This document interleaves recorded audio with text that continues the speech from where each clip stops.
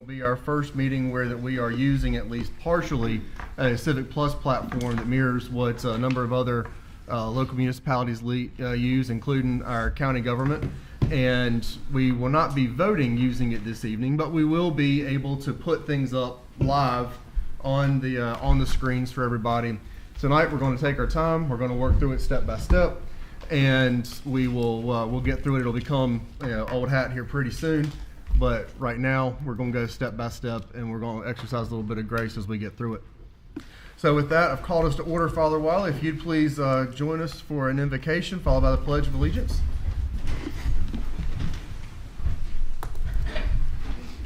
I'd like to open us this evening with Psalm number 46.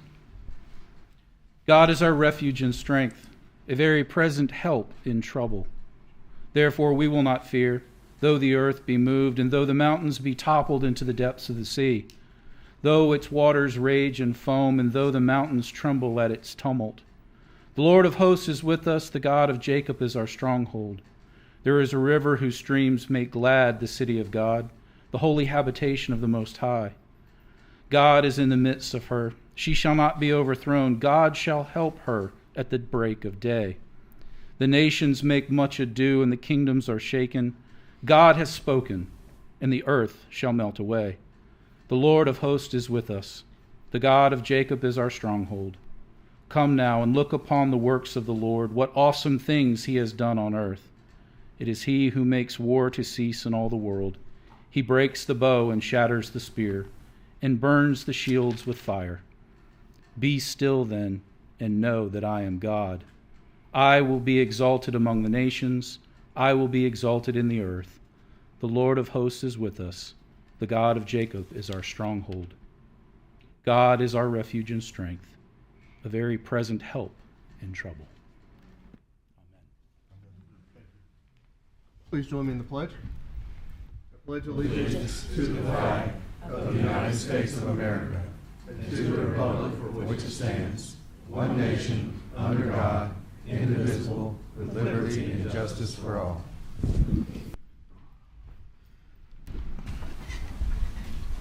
Jamie, hang out just for a second so you can. Madam Clerk, if you please conduct a roll call. Mayor Gaylor. Present. Mayor Pro Tem Jones. Present. Councilman Boyette. Present. Councilwoman Taylor. Councilwoman Matthews. Present. Councilwoman Weeks. Present. Councilman White. Here. All right, next we will move forward with our adoption of the agenda. For those following along, Councilwoman Taylor is just simply going to go grab iPad out of her car. We will be voting on the agenda, so her vote, as is practice, if she is not here to vote next or vote no, it will count as a yes. On this procedural matter, she was comfortable with that. So with that, Council, do we have a motion to adopt or amend the agenda as presented? So moved. Second. All right, motion's been made and properly seconded to adopt the agenda as presented? Yes. All right, to adopt the agenda as presented, is there any debate? Hearing none, all in favor, please raise your hand. All opposed, same sign. Seeing none, motion passes. All right. We will roll straight into recognitions and presentations. Mr. Livingston, if you'd please do our Employee and Supervisor of the Quarter Awards. Thank you, Mr. Mayor. Lord, you'll give me the...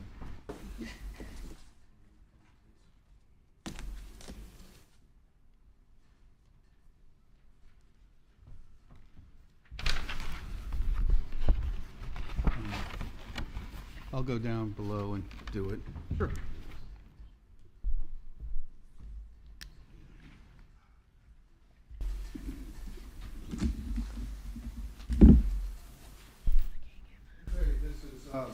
City Goldsboro Quarter Award. It's awarded to Justine McLam for outstanding achievement. Engineering just finished up the lead and copper inventory project and submitted our spreadsheet to the state for review. We received an automated email saying that everyone we listed as unknown or galvanized requiring replacement. We are to send out notices to all addresses. After review, we found out there were almost 8,500 notices that had to go out to residents inside the city limits, and they had to be sent out in 3 weeks. Justine spearheaded this project and advised engineering staff on the labels for the envelopes. It's a lot of work, too. Once that was completed, she gathered our department together and everyone stuffed their share of envelopes. Not only did the envelopes needed to be stuffed, but she got with finance and was able to use their paper folding machine. Her leadership and knowledge of resourcefulness on this project was second to none. Without her help and knowledge, we wouldn't have met the 3-week deadline to get these notices out. This is just one example of her leadership that shows daily, and she should be rewarded for her efforts. Justine's work ethic and accomplishments reflect well on herself and the city of Goldsboro. Awarded this day, February 3rd, 2025. Justine.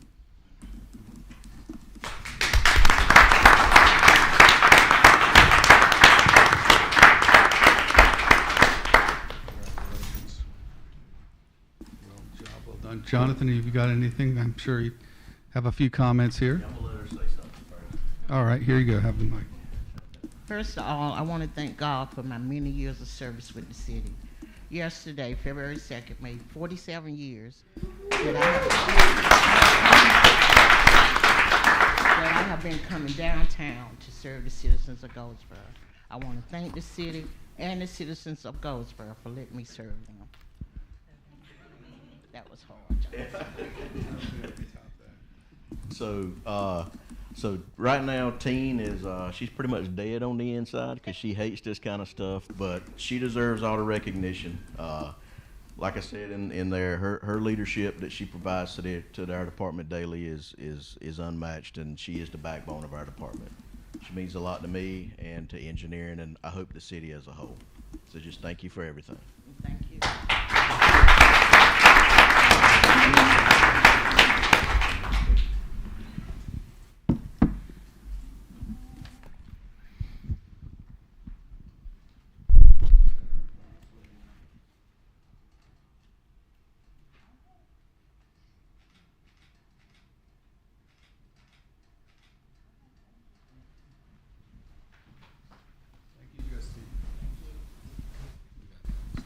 So these are the same, you can read one, but there's two different people, okay?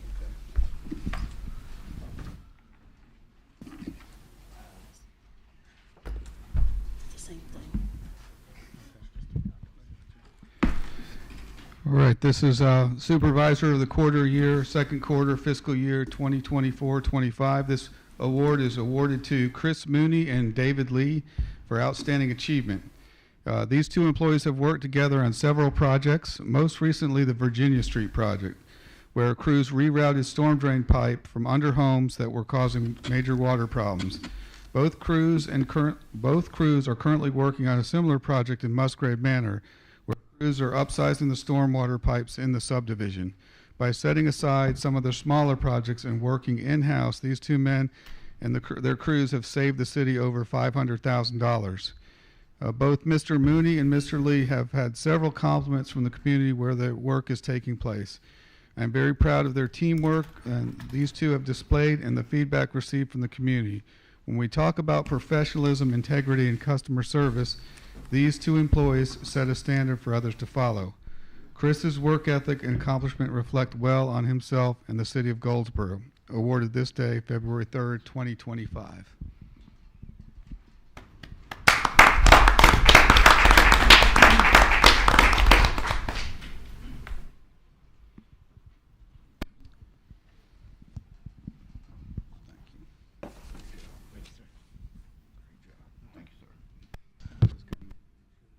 I just want to tell you that I'm only good as my leaders, and I'm only good as my crew. Without my crew, I wouldn't be nothing. I just want to thank my crew, too. Pretty much the same. None of this would be possible without my concrete and asphalt maintenance crew and good leadership from Mr. Hendrickson. Let me get your certificate too. Mr. Henderson, do you have anything to add? Come on.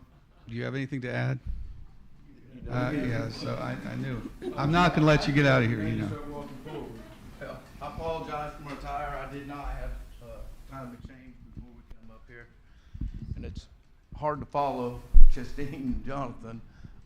These two guys did an outstanding job when it comes to collaboration and teamwork. I couldn't be more proud. They both installed it into the employees under them. Everybody takes ownership in what we do, and it's just an honor to be here. Miss Jones said it best: one future, one Goldsboro, and it starts right here. So, congratulations. And I'm going to say it's David Lee and Chris. I know at the end it was the award for Chris, but I won't hear the end of it tomorrow if I don't say David Lee's name too.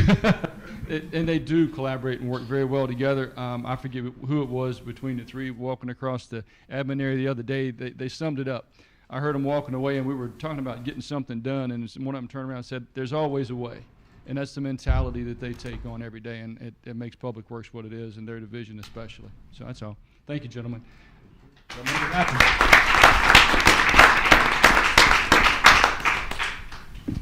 Congratulations. Okay. Yeah, we'll do one of those. Yeah, we can let's go. Let's kind of get.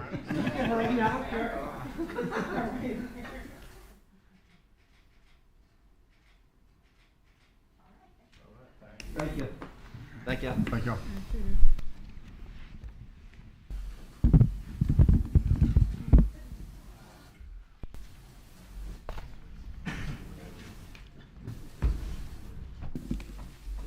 Mr. Livingston, thank you.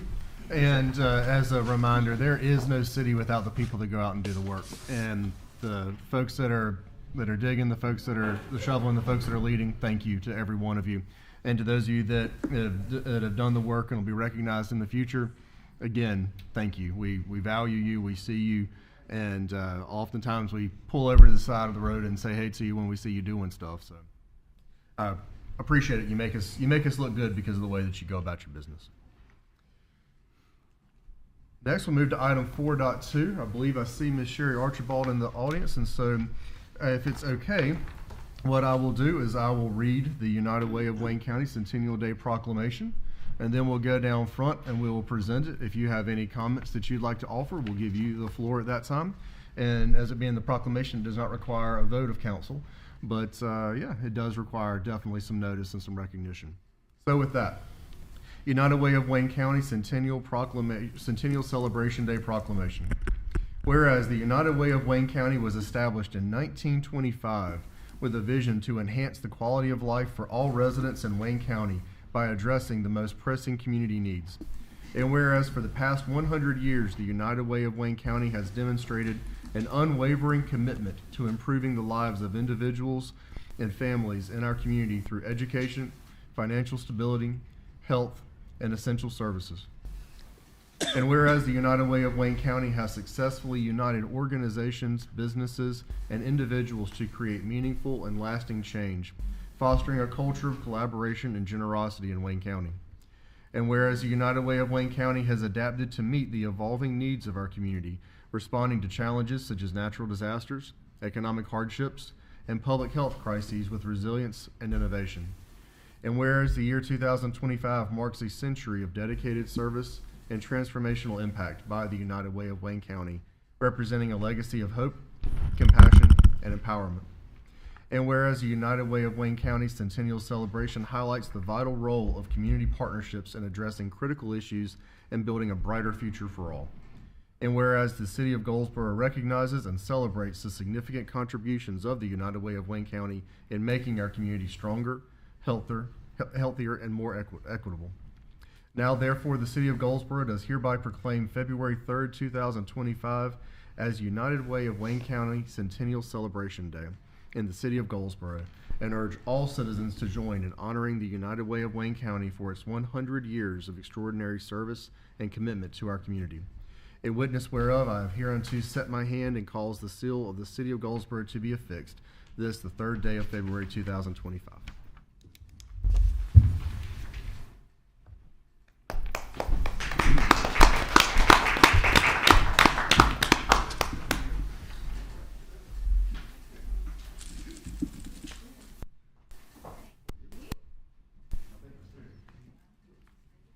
Other board members?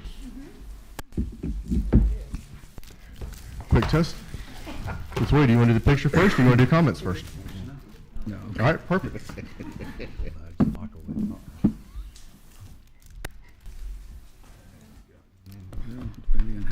meeting goes, I might need one later on. It's nice and cold. I know you have a couple of board members next to you if you want to introduce them as well. I would like to do that. So Lisa Musselman to my immediate right, and Mr. Eddie Edwards. Two of our board members were able to join us today, and so we're celebrating 100 years, and we plan to celebrate all year long. So I hope that you all will be able to join us in many different capacities. Our next one will be February the 25th for our annual meeting, and so we're excited to be able to share this opportunity of a century of service with our community. Thank you for recognizing it today. Any comments, either of you? I'll just simply say to all board members, past, current, and future, thank you for the work that you do. The ribbon cutting at the new facility, fantastic. It's going to be a wonderful space. It shows the United Way being right here in the heart of the county, in the heart of the city of Goldsboro, and we're so grateful for your placement. So thank you all.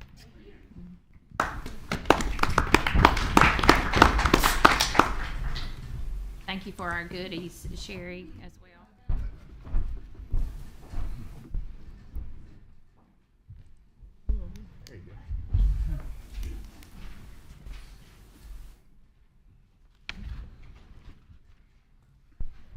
All right, next we'll move to item 4.3. Give just a moment to, is there a slide for that one? No. Nope. All right, Mr. Barefoot, if you'd come forward. We have a update on our Wayne County ABC. Mr. Mayor, Council, again, pleasure to be back with you. As you always know, when I come, I got a little gift, right? So I want to present that tonight. But before I present that, I'd like to kind of bring you up to speed, you and the council, what the board is doing, where we're headed. In fact, one of our newest members, Mr. Octavius Murphy, who's with us, if you come up with me, please, sir. There you go. He is one of our newest members on our board. And since he's come on board, he has been very helpful in orchestrating and looking over stuff. And maybe he can speak to what I've been doing. But anyway, a few things going on with us now. We're in the process of actually breaking ground and starting the store in Rosewood, which will, once it's built, will add on to your distributions you're getting. So that is now underway.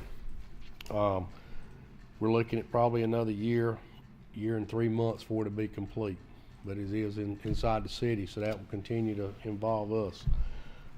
The next thing we're looking at our office and warehousing situation that hasn't been done in 30 years, and we're looking out at the business park on Paketown Road, which will be inside the city as a distribution center. That is being daily into the works as we go forward now. It's in our works. We also are getting ready as Wayne County ABC Board, and most people don't know this, they're still learning after all these years. We do a grant program where we give out money to the community for rehabilitation and programs for our children, etc. Examples, last year we finished up with the AA on William Street, trying to get their building finished. For that program, we provided money to Wayne Community College that started a rehab program. In fact, we've been 2 years into that with them. We've done some homes. We've also helped the Boys and Girls Club, and there's many more, but that, and the courts also with their rehab program. But that process will start in March. So if anybody's interested, the grant programs and the paperwork will be posted on our website and how to go about doing it. And that's a new thing too we've done this year. In the past, it's been come by the office, fill out a paper, we talk to you, but we realized there's a lot of people asking for money, and we realized, well, let's look and see what these people are about, because we really want the money to be spent for good rehabilitation. So that's in the works. Our law enforcement unit has been very busy. There's 150 outlets inside the city limits of Goldsboro. Our law enforcement tries to inspect them at least twice a year. They've also been working with Goldsboro PD. Officer Sweet stays in contact with our chief quite a bit. In fact, in the last few months, they've closed down a couple of illegal places and working on a couple more cases. They also, cover our stores for any incidents that go on. But we got a lot going on. We've been updating for the last 2 years. In fact, Thursday will be my second year on board as a GM. And the people have stood behind us, our employees. They've bought into the program of growing and going forward. In fact, I took my horn this one thing to Mr. Murphy since he's come on board. I said our fiscal year started July the 1st. Let me knock on wood so I don't jinx myself. We're in the 7th month with 0 turnover. That's kind of uncalled for at our business. And so we've put some programs and stuff that's been implemented that's going to good use. So with that, I'm going to let Mr. Murphy present this first check. Being new to the board, I've signed it, so it's good to go. So there you go. It'll be for $102,608.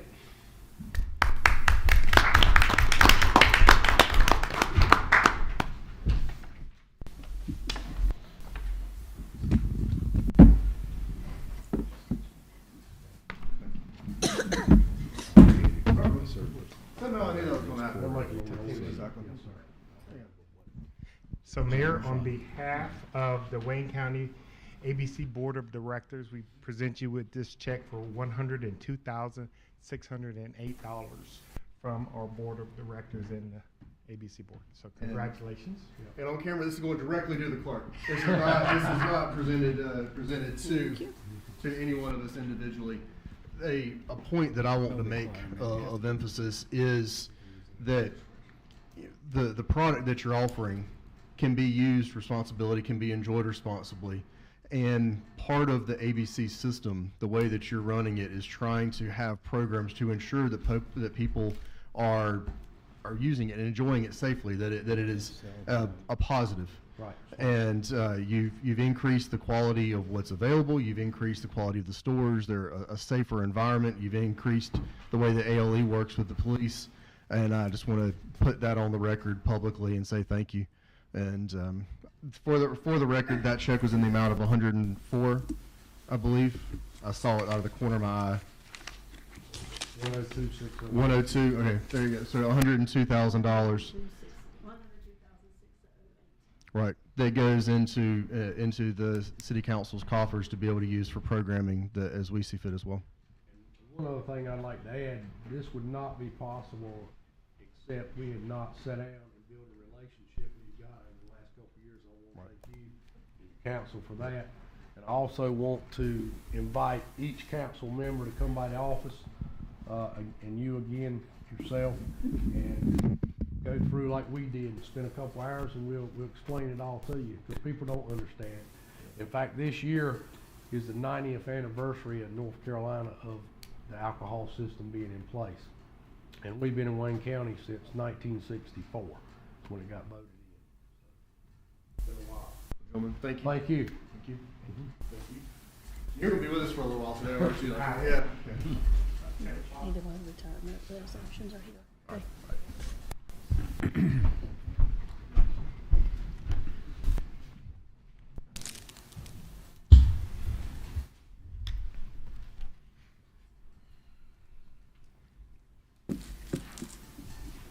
All right, next we have item 4.4. I'll allow Madam Clerk just a moment to update the screen so that it's up there. In council, this is going to require a vote. This is a resolution expressing appreciation for services rendered by Mr. Ricky Jackson. And once you are able to scroll down to it, make sure everyone is able to access it. If not, just raise your hand. We can call the clerk over and get some help, but it is on the screen. After I read it, we'll ask the council for a vote. I understand Mr. Jackson is not able to be with us this evening, so we'll just simply vote, and it'll be delivered to him at a later date. So, Resolution 2025-7, a resolution expressing appreciation for services rendered by Ricky Jackson as an employee of the City of Goldsboro for more than 25 years. Whereas Ricky Jackson retired on February 1st, 2025 as an Operator 4 with more than 25 years of service with the Public Utilities Department. And whereas Ricky began his career on October 20th, 1999 as a Water Plant Operator 1 with the Public Utilities Department. And whereas on April 28th, 2002, Ricky's position was reclassified to Water Plant Operator 2 with the Public Utilities Department. And whereas on January 7th, 2004, Ricky's position was reclassified to Water Plant Operator 3 with the Public Utilities Department. And whereas on August 18, 2008, Ricky's position was reclassified to Treatment Plant Operator with the Public Utilities Department. Whereas on January 8, 2014, Ricky's position was reclassified to Operator 4 with the Public Utilities Department, where he has served until his retirement. And whereas Ricky has proven himself to be a dedicated and efficient public servant who has gained the admiration and respect of his fellow workers and the citizens of the City of Goldsboro. And whereas the Mayor and City Council of the City of Goldsboro are desirous on behalf of themselves, city employees, and the citizens of the City of Goldsboro of expressing to Ricky Jackson their deep appreciation and gratitude for his service rendered by him to the city over the years. Now therefore be it resolved by the Mayor and City Council of the City of Goldsboro, North Carolina, that we express to Ricky Jackson our very best wishes for success, happiness, prosperity, and good health in his future endeavors. This resolution shall be incorporated into the official minutes of the City of Goldsboro and shall be in full force and effect from and after this third day of February 2025. Council, may I have a motion to approve the resolution as read? So moved. All right, motion's been made. Is there a second? Second. All right, motion's been made and properly seconded to approve the resolution as presented. Is there any debate? Hearing none, we'll call the vote. All in favor, please raise your hand. All opposed, same sign. Seeing none, motion passes. Thank you, everybody, and thank you, Mr. Jackson. Next, we'll move to item 4.5. It's a retirement resolution for Katie Lynn Measley. And I also understand that Ms. Measley was not able to be with us this evening, but again, this will be read, voted on, and then presented to her at a later date. Resolution 2025-8, a resolution expressing appreciation for services rendered by Katie Lynn Measley as an employee of the City of Goldsboro for more than 12 years. Whereas Katie Lynn Measley retired on February 1st, 2025 as an Administrative Assistant 3 with more than 12 years of service with the Inspections Department. And whereas Lynn began her career on October 22nd, 2012 as a Senior Administrative Support Specialist with the Inspections Department. And whereas on July 1st, 2016, Lynn's position was reclassified to Administrative Assistant 2 with the Inspections Department. And whereas on July 1st, 2021, Lynn's position was reclassified to Administrative Assistant 3 with the Inspections Department, where she has served until her retirement. And whereas Lynn has proven herself to be a dedicated and efficient public servant who has gained the admiration and respect of her fellow workers and the citizens of the City of Goldsboro. And whereas the Mayor and the City Council of the City of Goldsboro are desirous on behalf of themselves, city employees, and the citizens of the City of Goldsboro of expressing to Lynn Measley their deep appreciation and gratitude for the services rendered by her to the city over the years. Now therefore be it resolved by the Mayor and City Council of the City of Goldsboro, North Carolina, that we express to Lynn our very best wishes for success, happiness, prosperity, and good health in her future endeavors. This resolution shall be incorporated into the official minutes of the City of Goldsboro and shall be in full force and effect from and after this third day of February 2025. Council, do I have a motion to adopt the resolution as presented? So moved. Motion's been made. Is there a second? Second. Motion's been made and properly seconded to approve the resolution as presented. Is there any debate? Hearing none, we'll call a vote. All in favor, please raise your hand. All opposed, same sign. Seeing none, motion passes. And thank you again, Ms. Measley. Next, item 4.6. Black History Month Proclamation. Whereas the 2025 theme for National Black History Month is African Americans and Labor, focuses on the various and profound ways that work and working of all kinds, free and unfree, skilled and unskilled, vocational and voluntarily, intersect with the collective experiences of Black people. And whereas during Black History Month we celebrate the many achievements and contributions made by African Americans to our economic, cultural, spiritual, and political development.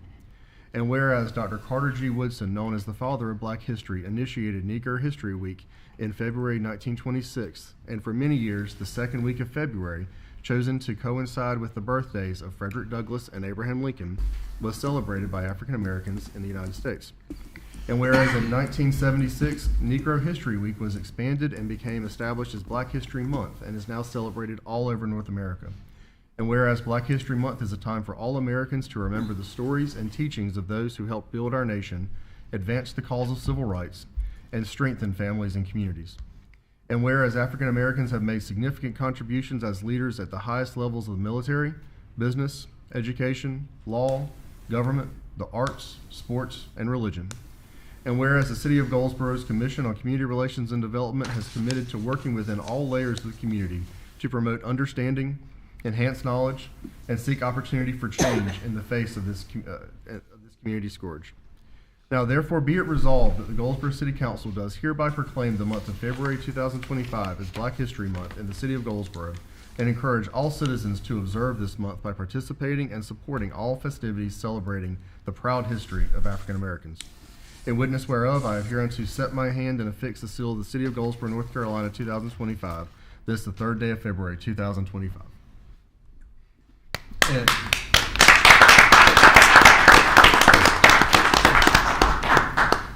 And Ms. Getz, do we have anyone to come forward to receive this proclamation this evening? Not that I'm aware of. Okay, perfect. That's it. I'd like to do that if that's possible.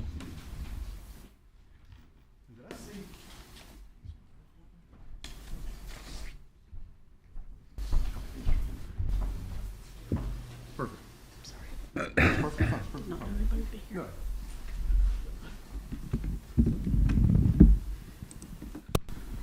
Ms. Mary James, welcome, and thank you for filling in and allowing us to present this to you as a member of the CCRD and the work that you have done to try to move our community in a better direction.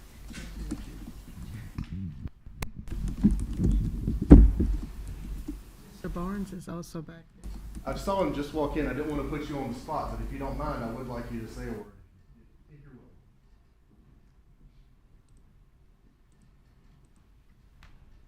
willing. I wrestled with that right as you walked in the door. But without warning, I didn't want to put you on the spot. Well, you did. That's all right. No, yeah. I'm John Barnes. I'm president of the local NAACP branch. Again, this is Black History Month, but it should be celebrated every year, every month. But thank you for the City Council for making this proclamation. We just have to remember that even though we're celebrating it now, there are forces out there trying to do away with it. So we need to keep that in mind as well. Thank you.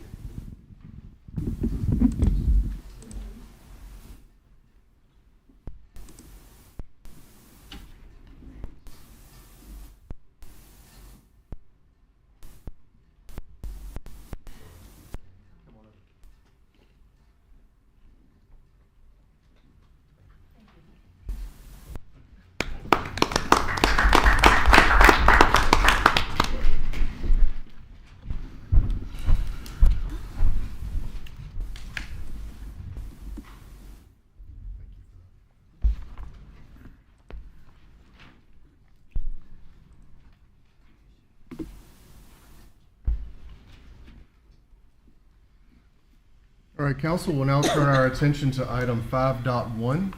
It is a public hearing, SU 21-24, Yasin Investments located at the corner of Bill Lane Boulevard, NC Highway 581 South and Arrington Bridge Road. And we will move forward. Mr. Helmer, if you would please deliver the brief.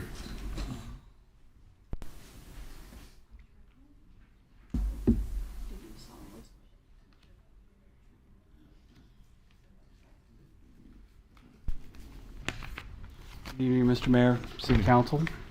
The first case before you tonight is SU 2124, Yasin Development Incorporated. This is located at the corner of Bill Lane Boulevard and Arrington Road. Next slide. The property is approximately 1.336 acres in size. The owner and applicant is the same. That's Yasin Investment Incorporated. The current zoning of the property is neighborhood business and residential agriculture. The existing land use is convenience store with fuel.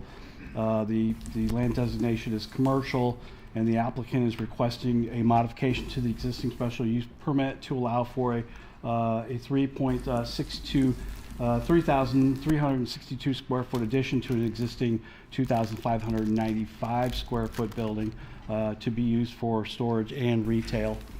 Next slide.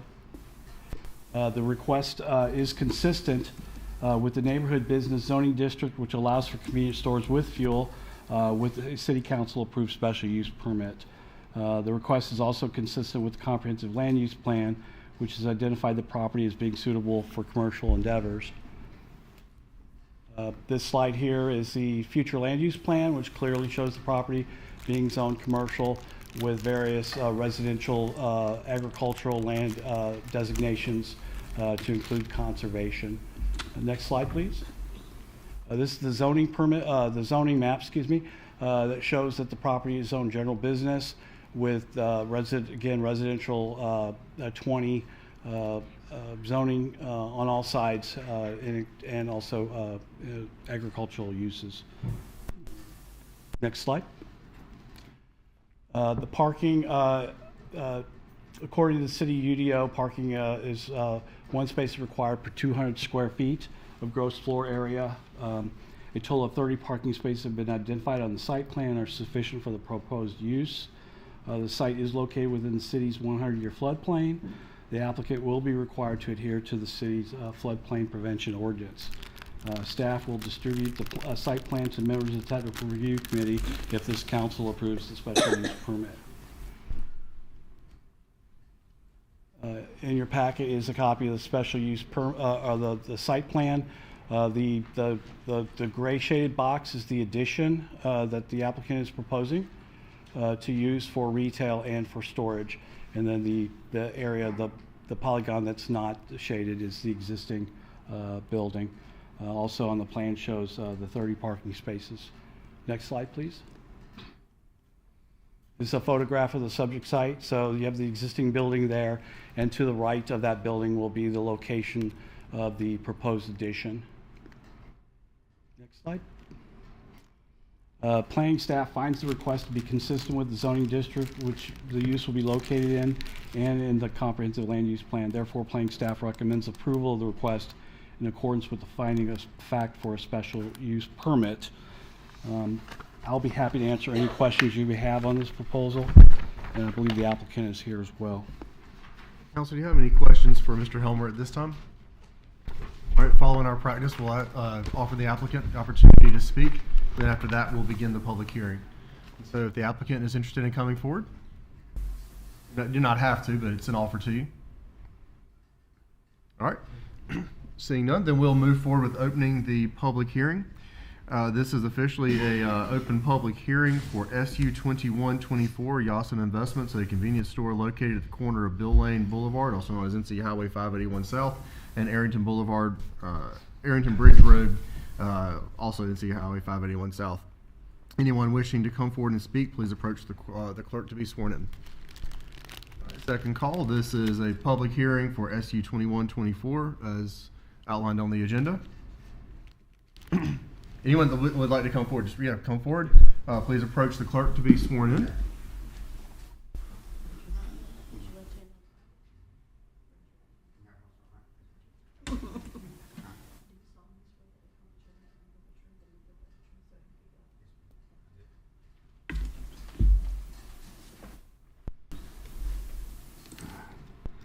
Good evening, Mayor, City Council. Thank you for allowing me to speak and voice my concerns on this special use permit, and will hopefully take into consideration some of the things I'm going to bring out forward. I have no issues with businesses growing and growing in a good way. That's a good thing for Wayne County, but not to create problems and increase existing problems and even more. Yasmin's Investments chose to close the public restrooms to open a grill inside the store. At this point, things change for the worst and will only get worse if approved for this special use permit addition. Explain. Yasmin Investments has turned the outside of this C-store into a public restroom, back both sides of the building, in the shrubs, trash dumpsters, and even witnessed it at the gas pumps. And I cannot work, take my nieces or nephews hunting, walking, or enjoying this property of mine in any way. This is something that occurs from 6 a.m. in the mornings until 7 or until closing at night, 7 days a week, 365 days a year. This is very concerning and unsanitary. And it would be appreciated if this issue such as this could be looked at first, possibly before taken care of in some manner before allowing addition. This will only continue to get worse if and devalue my property if allowed. I own completely around that store, 360, and what I don't own, me and my brother and sister own, and my mother's, which we inherited hers. Yasmin invests a question additional 3,600 square feet, almost twice the size of his existing building, for the heat. And I spoke to Mr. Chuck for a walk-in beer cooler, or beer cave as he called it, and freezer space for the sale of meats. He's trying to make it like a small grocery store where you're going to increase traffic, more people, more cars, more delivery vehicles, and everything else on that line. Parking is already a problem now. It only gets worse if approved. The state has come there a while back and reworked that intersection and made Mr. Chuck combine his traffic, because at one time it was a free-for-all. 18-wheelers you get, Georgia Pacific, all your Goldsboro milling truck, you have a lot of traffic on that road. That's just not counting individuals. I mean, there's a lot that goes from Mount Olive to Goldsboro, cuts through and does. And, but anyhow, that's one of my concerns also. And even with the parking and disimprovements he's talking about doing, when you pull in, well, the picture's not there now, when you pull in 3 beer trucks, Frito-Lay truck, up front where he's predicting to put all them new parking places at, that is where all of them trucks go to unload, and that would be in front of the canopy up front. That's where they all park at, is actually where the gas tanks are for servicing the store. And he's talking about making it larger. That's going to even be more trucks and vehicles. And you let 2 big trucks pull up there and get fuel. Oh, it just makes forevermore a big cluster. And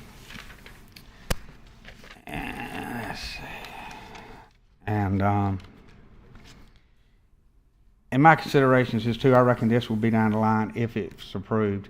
Will he be putting brick onto it and an awning like it is, or will that be cooler sticking out there? Because apparently in time I may want to develop my land. I may even want to build a house across there. And like I said, there's none of my property you can walk that you don't see what I just mentioned go on continuously. I mean, 7 days a week. And I would thank you for your time, and it'd be greatly appreciated if you consider all this stuff before allowing this to happen for me and the community out there. I mean, you can ride down Arrington Bridge Road, see somebody beside the building, and you can walk behind the building. When I bush hog and clean it up, we try to keep our farms cleaned up and picked up and mowed, and that whole area there. In fact, we try to take really good care of it. And I'm just hoping maybe, you know, before this is allowed to get any worse than what it is, that some of these issues need to be considered before allowing that. That, you know, it's just a bad situation with that part. Okay? Any questions or anything? Oh, if you would. Oh, yes, sir. Glenn Casey Bryan. Mm-hmm.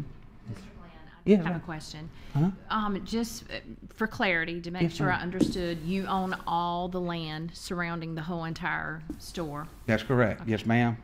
Anywhere you want to, behind the store, across from the store, this side of the store, just about facing it, because some of the property goes straight down Arrington Bridge Road, on the left of the property. And then the next is a section that me, my brother, and sister own, which will be a little bit past the store right there. It don't show that entrance to that land, but it would be somewhere where they show the back corner of the property right there. And like I say, I'm 360 degrees. Probably somewhere roughly in that one little area, just me alone, 85, 90 acres, counting my woods, farms, my mobile home across there, and everything I have. And Another question, Yes, ma'am. just for clarity. Can we go back to that picture again, or I could bring it up real quick? Mhm. So, for clarity, I'm not seeing any kind of buffer between that convenience store and your property, there's no trees back there that we're not seeing or anything like that that buffers the two properties? And that was another of my concerns. And like I said, when I mentioned about at the front of the building, if it was going to be brick and I own and added back onto it, or was it just going to be a cooler stuck out there and a tin wall added on, then a cooler facing Arrington Bridge Road, because that's the direction he's wanting to improve into. And and would there be beautification? That's another thing I had on there. Could there be more, shrubberies? But if you take care of the one issue, there would not have to be as much of the other. Like I say, the unsanitation part of, like I say, you can go ride tomorrow and look at my farms out there. We keep them bush hog cleaned up, even keep the state right away picked up and bush hog to a point. And it's just got unreal. And if you start putting this many more people into there, that it's going to create that also. It's just going to make it even worse than it already is. And like I said, if I go over there on a Friday and Saturday and spend all weekend bush hogging and cleaning up, working around, I can just kind of right regular. You can just look at it when they go beside the store, behind it, to the dumpsters, anywhere once they go in the store and find out there's no restroom, then they come outside and start looking, the old saying, for a bush, That was my last question that I was going to ask you. Yes, for ma'am. me, before we give someone else a chance for questions, is I wanted to make sure I had understood you correctly, that they have taken the restroom away from the store, and there's no restroom, and you're concerned that people are using the restroom outside of the store? And it's only going to increase more if he's adding on to the store. I mean, that's just going to create more traffic, more people. And like I say, once they go in and get their beer or their food or drinks, whatever they're going to do, then that's when they come outside and want to go to the car and want to have to use the restroom. You see them go to the side of the building and you can see it from the 581 side, you can see it from the Arrington Bridge Road side, anywhere. And that's like me behind it, where that field is back in there. I keep all that mowed and cleaned up back there, and you can see that. I mean, it don't matter to them that someone's out there working. They'll walk right behind the store and even squatting using the restroom. I have seen that occur quite a bit, and it just makes for a bad situation, and it's only going to get worse and worse. And in my opinion, it's very unsanitary, because I don't want to walk on property that somebody has just urinated or what, maybe used the restroom. So, but I do have some concerns there, and like I said, beautification would help, but that's not going to solve that issue we're talking about. But like I say, by the time he's trying to lay out a few more spots, by the time you pull in there's no room between the front of the store and where cars are at the pump, and there is enough room for cars to back out. It's tight. But all this on the side he's talking about, like I say, when you get these 18-wheelers pulled in there, when that log truck pulls in there to get him something or do, he's taking up that whole area on this front up here where he's talking about start putting the parking places at. And then you got a beer truck sitting there, 18-wheeler, unloading for 30 minutes or an hour, and he's talking about making more storage and more retail space. Then you got sandwich people, bread people, making their deliveries. It stays busy right constantly, and it's only create and make it, like I said, even worse. All right, sir, we do have some other questions. I saw Pro Tem Jones' hand up, and I believe I saw Councilman Boyette's hip. Yes, sir. Pro Tem. Yeah. I really wanted to talk to the developer if he is in here, is in the room. I want to talk to, I don't want to put you on the spot, but I'm listening to you, and I hear everything that you say. And Yes, ma'am. I have had concerns listening to you about the bathrooms and the sanitation and the log trucks and the big trucks, and I wanted to talk to the developer. I would like for him to come forth. We'll have him come forward in just a moment then. Councilman Boyette, did you have your hand up? Just a question. So I was curious to know, are the restrooms inoperable, or are they being denied, the customers being denied the use of those? And then the other question was going to be that would be to the planning director, have we had elevation photos yet, and where are we at in that process? And if we don't have all that together yet, then we need to table this until we get more information. That was going to be what? Okay, well, how I understand it, if you decide to put in a grill, then because of the size of the septic system, he had to either choose to shut down the public restrooms if he wanted to open the grill part. And when he done that, directly behind that store, he has a 10-foot right-of-way, and where you see them soybeans at back out there before you get to them, on that side next to the 581 side, he only has 4 lines, and that was the 4-footer 40-foot lines, which is the 10 of them. There's only 4 of them, and they're 40 foot long. That was the septic system for that store. And then once he decided to add on to the restaurant or add it to the store, that's when the health department told him he would have to shut down the restrooms. And at that point, that's when things started escalating with the restrooms. You know, in my opinion, if we could take care of that issue, you know, the restrooms and stuff, yes, it would be fine to add on. But you're talking about adding on this many more people and deliveries and people buying and stopping, and if it increases, this is only going to get completely out of hand.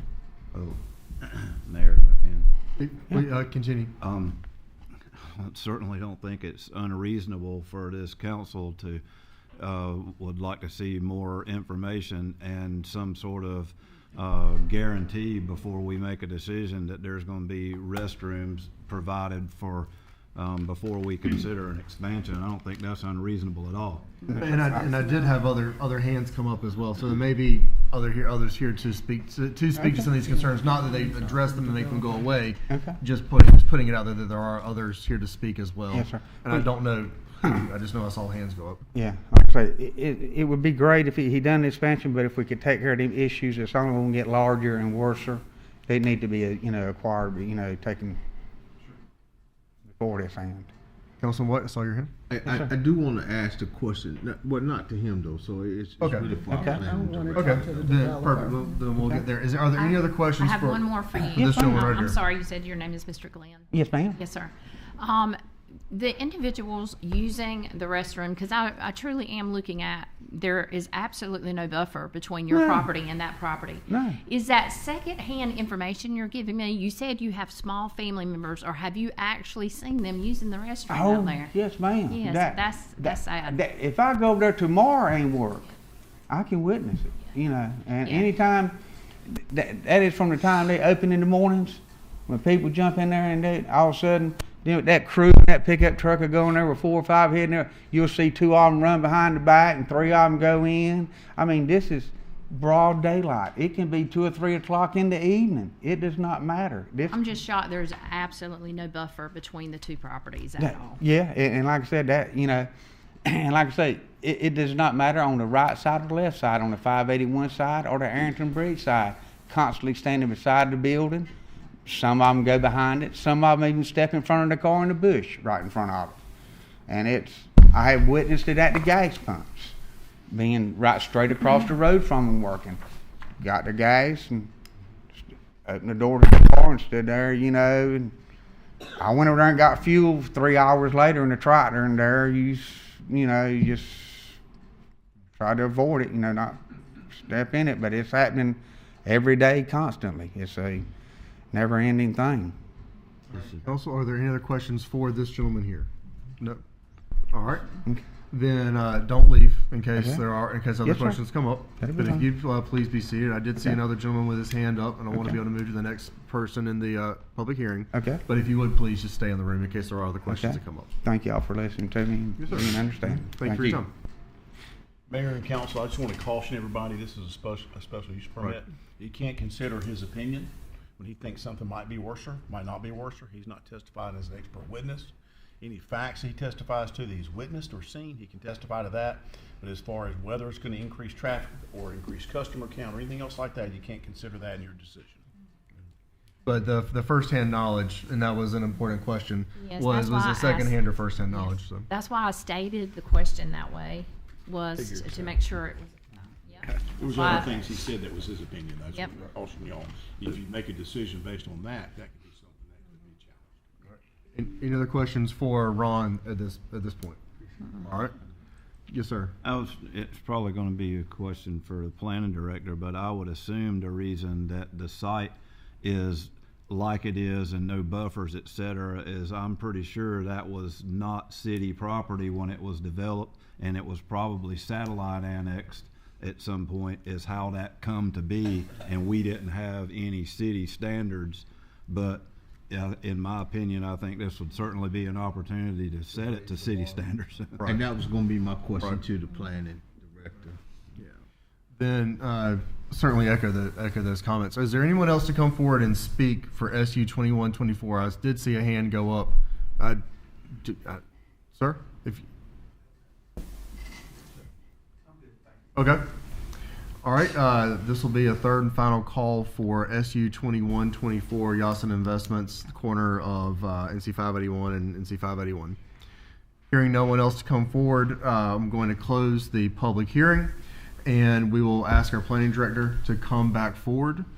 Council, I obviously heard a few different questions come up. Who would like, Councilman White, if you'd like to begin? Yeah, I'm of the same vein as Councilman Boyette as far as, and Councilwoman Sure. as far as putting some type of buffer between the actual building. Yeah, so essentially what you're looking at is the special use permit request.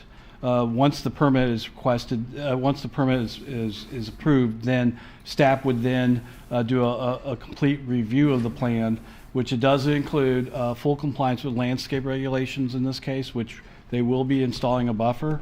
They will also be required to submit a lighting plan as well as showing basically full compliance with the Unified Development Ordinance. It's not something we would normally get in advance of the special use permit being issued by council. However, if you feel you don't have enough information to make an informed decision, we'll be glad to get this information in advance. Also, I'd like to mention that with the restrooms, they'll also be applying for building permits. And at that time, a building inspector will review the plan and make a determination whether restrooms are required with what they're doing. And that's in that time, if it's determined that they're required to have restrooms, then of course we will get those restrooms in place. Okay, yeah, that was one of my main concerns, the restroom and the sanitation. But for me, I don't feel that we have enough information to move forward. Okay. I'm in agreement. All right, Councilman? Pretty much agree. I understand the process that we're supposed to approve it, and then the staff sees to it from there that everything is in compliance. But it wouldn't hurt my feelings as elected official here to hear it from the applicant. I know it's going to be on paper, but for the applicant to say to us, yes, this is what our plans are, yes, this is what we're going to do, before we make a decision. I'd like to table it until we get a little more information. All right. If that is certainly an option. So let's talk about timing real quick. So Mr. Helmer, we discussed this past week, we had previously been trying to do public hearings the second meeting of the month, but in order to expedite the process and make it align more closely with the Planning Commission calendar, your suggestion is to move them to the beginning of the month, right? Yes, sir. So then with that, would it be appropriate to table this to the first meeting of March? Yes. Hopefully that will give the applicant time enough to get the additional information that you'd like to see. Then let's do that. Council, I would entertain a motion to table the vote on this. The public hearing already having been closed. March 3rd. So I would entertain a motion to table this to a date certain to be March 3rd, which is the first meeting of March. So moved. I'm second. Motion has been made and properly seconded to table this until March 3rd. Is there any debate? Hearing, yes, ma'am. I just want to ask the council members who want to table it, if you can share what information that you want to have so that staff and everybody is prepared once they come back. So if you just let them know what other information you would like to see would be helpful. Well, what I would like to know about is the bathrooms. I understand about the buffers, but I also want to see if the developer has discussed, since this man owns so much of this property around what's going to be built, I want to see if the developer would sit down and listen to this individual that owns all this property and come up with some good solutions and work together. That's why I want to table it. And you, Council. Question of either our attorney or planning director. So, of course, the developer is going to have to provide restrooms that are up to code for the use, etc. But there's nothing that would say that the operator of the establishment could leave the restrooms locked and not provide actual use of the restroom. So do we, in the process of approving the conditional use, I've never had this come up before, but in the process of approving the conditional use, could we make it a part of the conditional use approval to say that restrooms have to be made available? I mean, I've never had that come up before, so I don't know the answer to that. My opinion is that that's a health department issue, and the county handles those. Well, so whether or not they would make an inspection and see that they're not available and can close it down because they're not complying with county health department rules, that would be their particular issue to handle. Unless somebody can correct me, that's my understanding, Mr. Helmer. As well as septic tank issue as well. So environmental health will be looking at this site as well.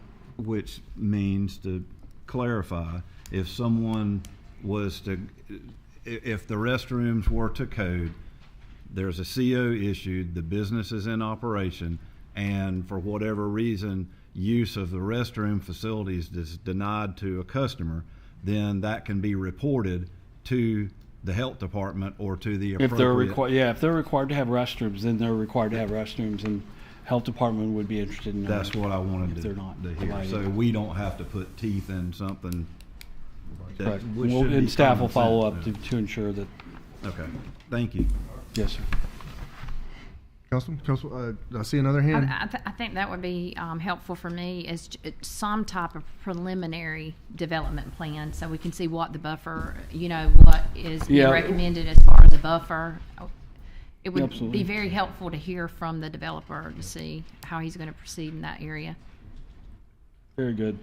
We will get a revised plan showing more detail on the landscaping.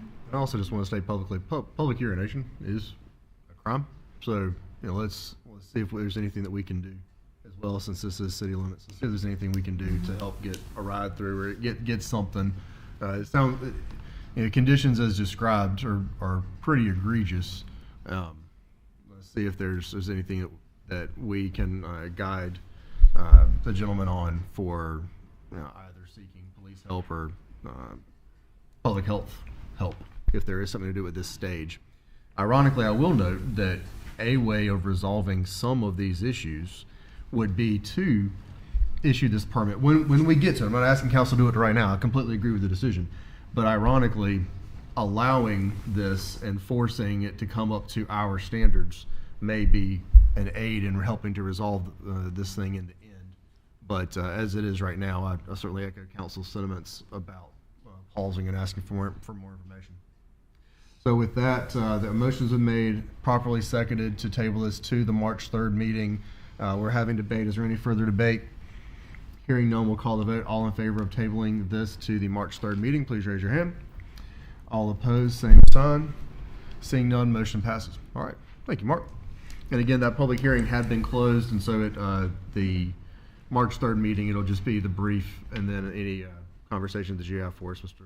Helmer. All right. Unless council chooses to reopen the public hearing, I guess we can do that. Right? Okay. If council votes to do it. All right. Next, we will move to our public comment period. Item 6 on the agenda. And Ms. Getz, if you'd please go collect the roll.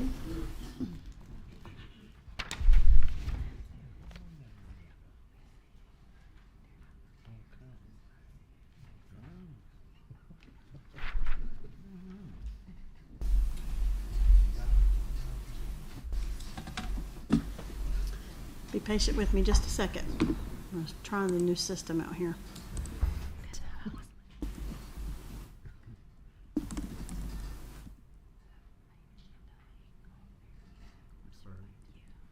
Sorry, Ms. Guess, I did not hear you. Give me 1 second. Okay, sure. Okay. We voted the table. Yeah. Oh, okay. Okay, you're right. So that one, and I believe she's going to edit it here in just a second, is the The motion that passed was to table it. Our first speaker is Phyllis Merritt James. So there will not be a timer on this new clock. Okay. So I'm going to start it as soon as Ms. James starts. Okay. Good evening, Mayor and Council. Good evening. I read with interest as well as noted the presentation regarding our infrastructure needs and the possibility of raising our water and utility rates once again. During your early deliberation, may I once again implore you to think outside the box for potential revenue sources and solutions that will not once again adversely impact the citizens of Goldsboro. We are anxiously awaiting our new property tax value reassessment letters, which will be on the way. It has been suggested before, and I would like to ask again regarding the option of asking the state to allow a 1 cent tax increase locally to help offset the cost or defray the cost of these important needs. I know we need streets and all this other stuff. I really do. Everyone everywhere enjoys our streets, our waters, our utilities, and the amenities that we offer as a city. And to have that 1 cent tax increase will help everybody else and offload the responsibility that falls on us as Goldsboro citizens. So, you know, costs of pharmaceuticals, no groceries are getting any cheaper, and fixed incomes are still just that, at least for now. Remember the least of these, show mercy and show grace. Thank you. Thank you. Thank you. Our next speaker is Linda Wilkins Daniels.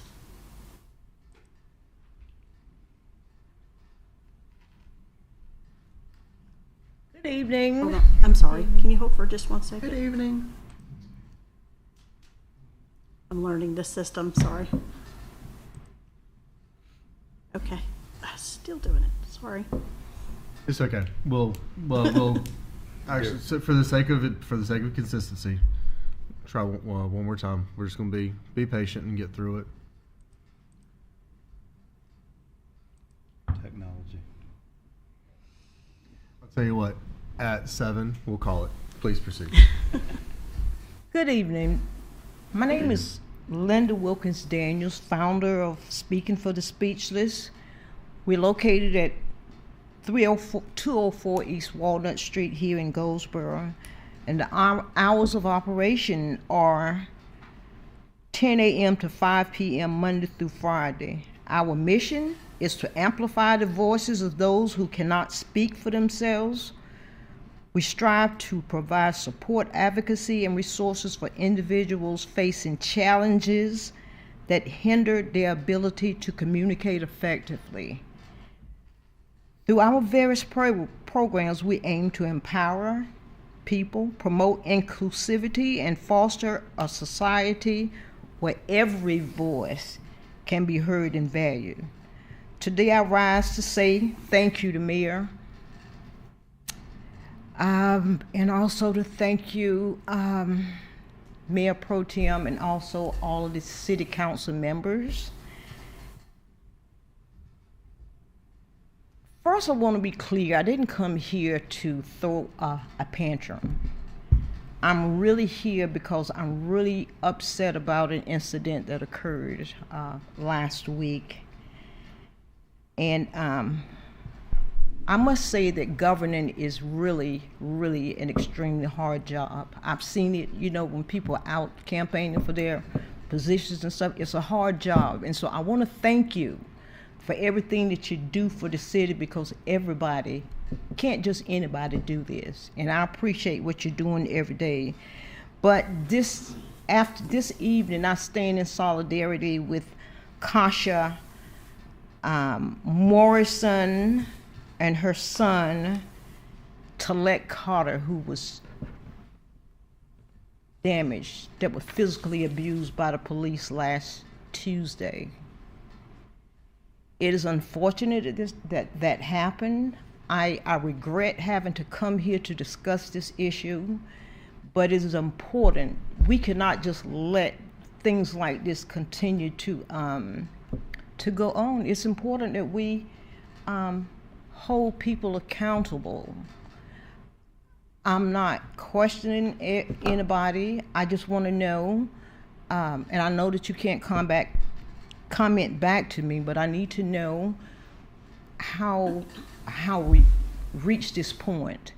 You know, how is it that a policeman that's supposed to be serving the community walks behind an individual that is that has a medical boot on and is, you know, and is handcuffed, but he's slammed, and then he slammed down to the floor. I meant to the ground. As much as I wish I could, we have a 3-minute policy. Okay. I'm confident we'll reach out to you. I will, because I do want to have this conversation. I need to stick with our public comment policy, and it went down to 7, and then Ms. Getz. Okay. I'm sorry. I You was do not cognizant need to of the apologize. time. You do not need to apologize at all. I'm just trying to stick with our policy to remain consistent and fair to all. And so I'm going to ask for your 3-minute time limit to be up. But Okay. I do want to reach out to you because I do want to continue this conversation. All right. Thank you very much. Our next speaker is Sylvia Barnes. Ms. Barnes, give us just 1 second because we really want to get this timer correct. I'm not sure what it's doing. Okay. I'm sorry. Here's what we're gonna- I can reset it on this one, but No. for some reason the screen is not. We'll get it right. All right. Yes, and I'll put this in front of the microphone. Ms. Barnes, I'll start on you. Good afternoon, Mr. Mayor and members of the council. My name is Sylvia Barnes. I am the founder of the organization Words, Works, and Action. I am here, and I basically came for the same reason that Ms. Daniels came, but I did not know what she was going to say, nor does she know what I'm going to say. My main concern is when I looked at the video and learned that that young man had been kicked on a medical boot that he already was wearing. We cannot tolerate such things in this city. That was very mean, and I am just hurt for someone to have on a doctor's medical boot, then the police that are supposed to be serving us kicks him to the ground with that medical boot on. That is intolerable. And I sure hope that in your investigation that you will see fit to take some action that fits what happened to that young man. Thank you. Thank you. Yes, ma'am. That was our last speaker. And I apologize to council for the snafu. I'll try to make sure that's fixed at the next meeting. All right. That's all right. This, as I said at the very beginning, this is our first meeting doing it. We're going to be patient, and we're going to roll through it, and we're going to, after a couple of meetings, it's going to be an easy thing for us to do. All right, Mr. Livingston, if you would please proceed with the consent agenda. Thank you, Mr. Mayor, members of the council. Before you this evening, you have a consent agenda with several items. Per our normal protocol, we ask that those consent agenda items that are considered, which all of them should be routine, non-controversial items, be accepted and voted on one bid, or I'm sorry, one vote. All right, council, all items have been provided to council for conversation or for any questions. Are there any questions about any item, any specific question about any specific item on the consent agenda? All right, hearing none, we will call the vote. Madam Clerk, if you would please do a roll call vote. Mayor Gaylor, Yes. Mayor Pro Tem Jones, Yes. Councilman Boyette, Yes. Councilwoman Taylor, Councilwoman Matthews, Councilwoman Weeks, Yes. Councilman White. Yes. All right, wonderful. All being in favor, motion passes for the record. All right, we will move to item 8.1. I'm sorry, who did the motion and second? Sorry, I'm already looking ahead. Council, do I have a motion to adopt the consent agenda or approve the consent agenda items as presented? So moved. All right, motion's been made and properly seconded. Pro Tem, for the record, you're seconding. Is there any debate? Hearing none, we will redo the roll call vote to ensure that the minutes are accurate. Madam Clerk, if you would please conduct a roll call vote. Mayor Gaylor? Yes. Mayor Pro Tem Jones? Yes. Councilman Boyette? Yes. Councilwoman Taylor? Yes. Councilwoman Matthews? Yes. Councilwoman Weeks? Yes. Councilman White? Yes. All right. Thank you. All being in favor, motion passes. Consent agenda items as presented are approved. We'll move to old business. Mr. Livingston, if you would please walk us through 8.1, or if Kelly is here. There you go. Mr. Arnold, if you'd please walk us through 8.1.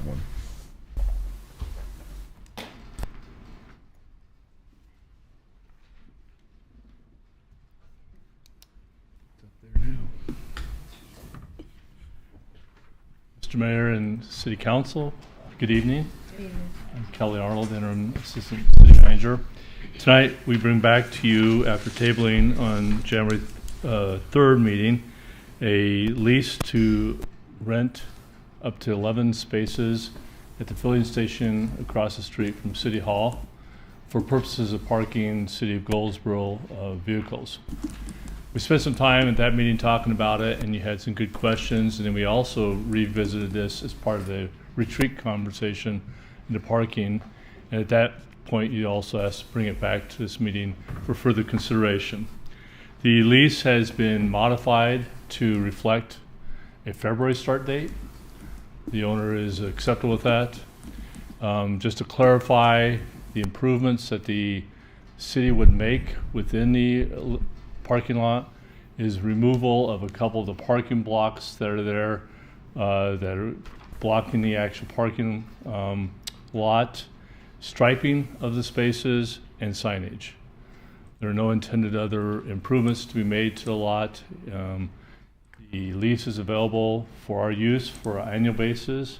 There is a midterm opportunity to cease the lease if either party wants to. And again, the cost of this is about $7,200 annually. If you approve, we would probably proceed on moving over there yet this month very quickly and move some of our vehicles. One of the questions you asked, and I was a little bit inaccurate, is how many vehicles we do have parking around City Hall. And it looks like there's about 14 or 15 on a regular basis city vehicles that park here. And this would accommodate up to 10 of those, or 11 of them. I'm here for any questions if you have any. Mr. Arnold, I do have one question for you.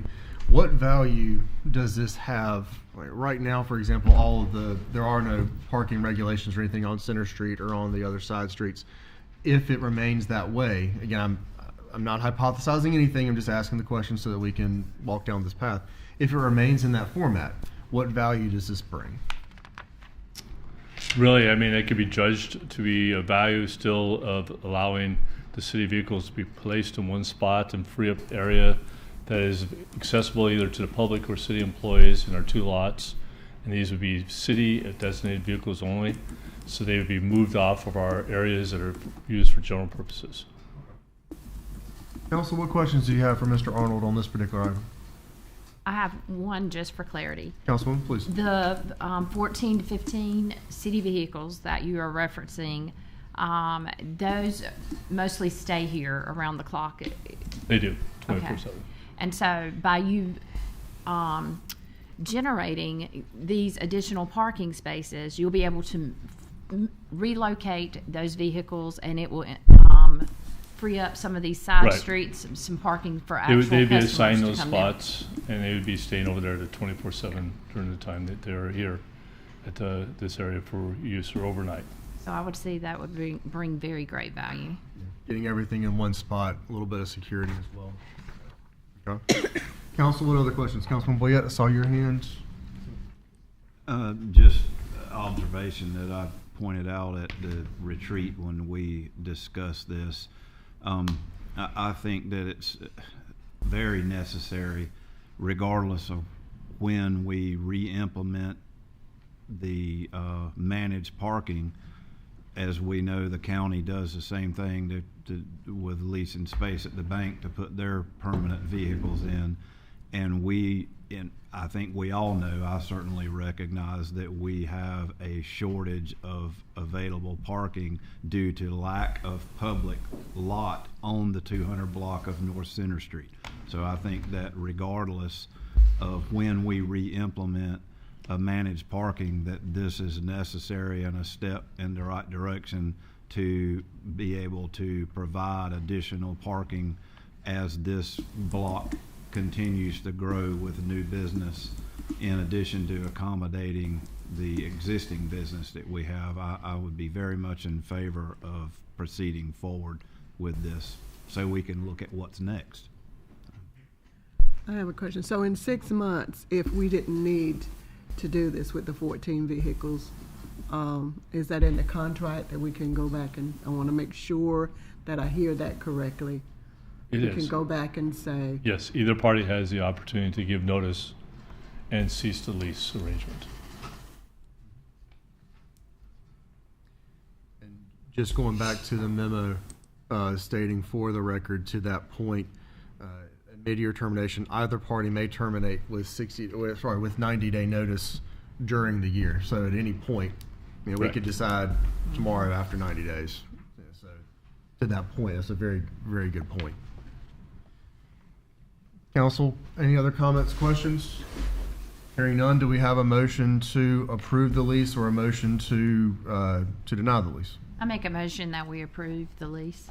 Second. All right, motions are made and properly seconded to approve the lease as presented, item 8.1. Is there any further debate? All right, hearing none, we'll call the vote. All in favor of the parking lot lease as presented, please raise your hands.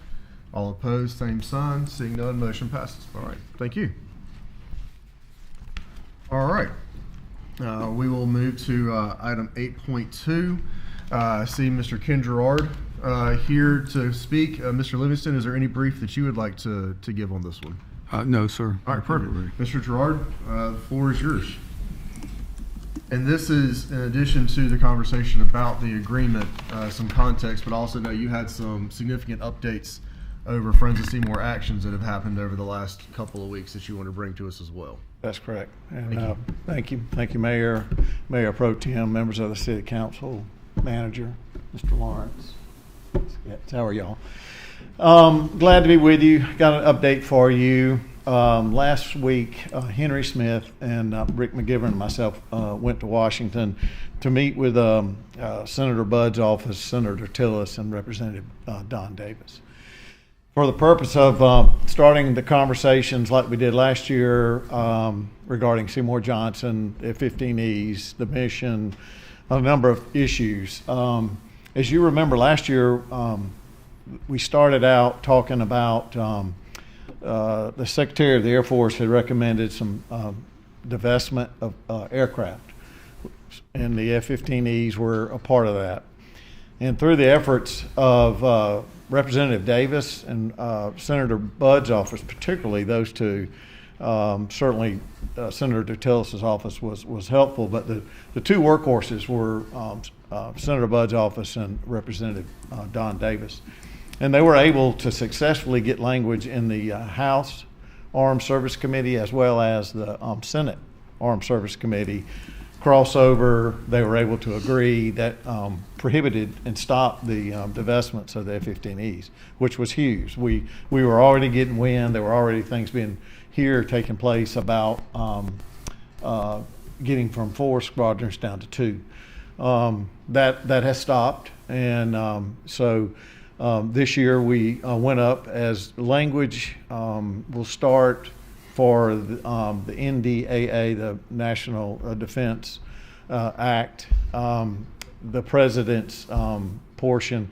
They'll start introducing language into that bill as early as March as to what kind of things people want to put in it. And so we did go up to have those conversations. And I got to tell you, it is having worked with those offices last year, and then going up this year, it was a whole different atmosphere. I mean, our credibility, the relationship working with them, the talking about getting language. I mean, you could just feel the difference. It wasn't, we've got a time slot, we're going to talk about these things, and we got to get up and go. A lot of good conversation, and I think it's bode well for our community, quite frankly. But and in the course of all that, Jim McCleskey is the governor's director of government affairs. He has an office in Washington. I don't really know how far Jim's gone back. I know he can go back to Hunt 2.0 when Governor Hunt came back. I know he was appointed then. Prior to that, I'm not 100% sure. He did take a little sabbatical and do some other things in Washington during a period of time when there was a different governor in office. But since then, he has represented North Carolina, and he can walk the halls of Congress and get in places he needs to get into. Well knowledgeable of the area.